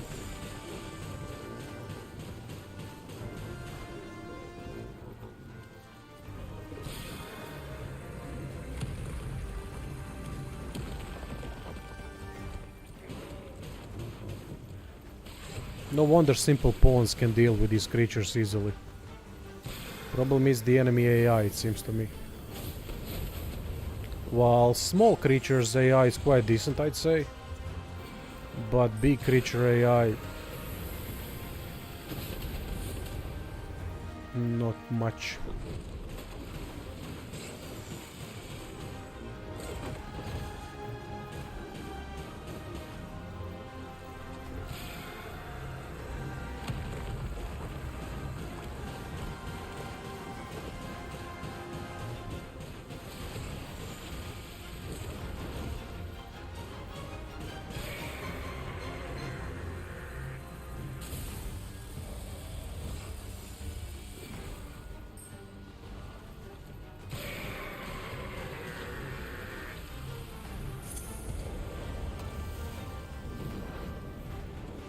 Damn.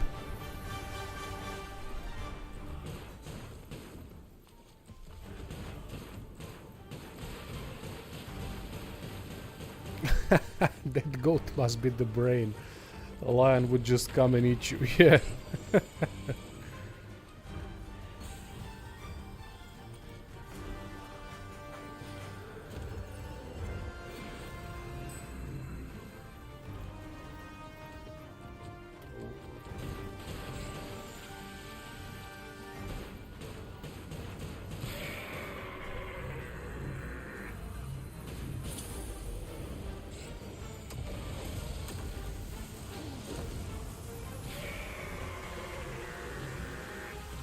Ah, fuck, I'm stuck.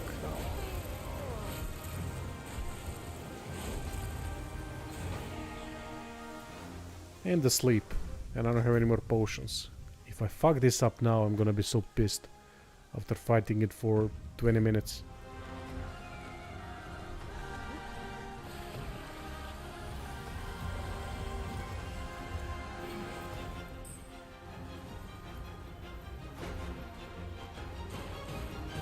Lovely mage versus a chimera.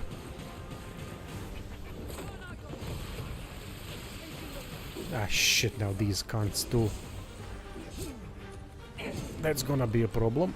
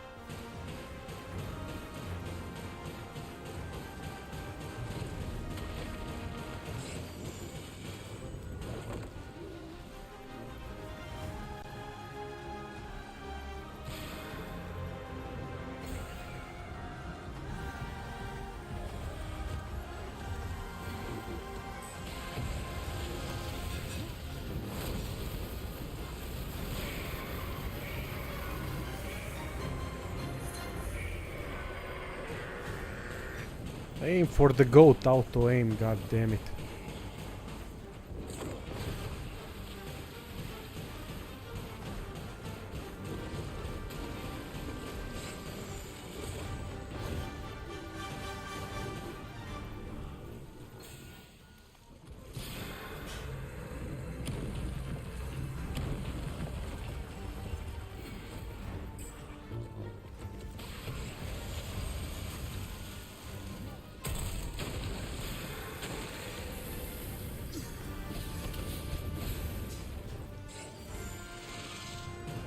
Oh shit, it's spamming that spell.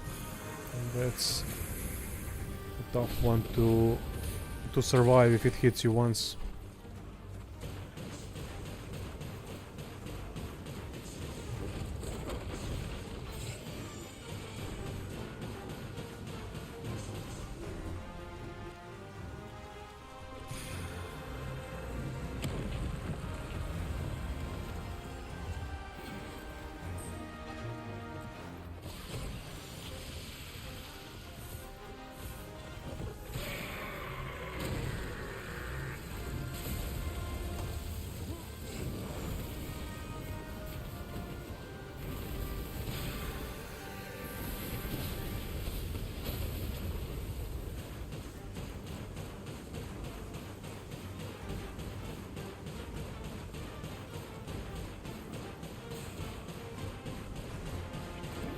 Finally.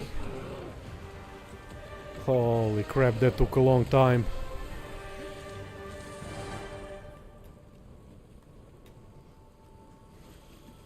It was mildly fun for most of the time. But these ruins saved me. The positioning between all of these pillars, definitely providing a blocking point for its attacks. But anyway, that would be all for today. Thanks all for watching, for the great chat as always, and tomorrow again, most likely. See you.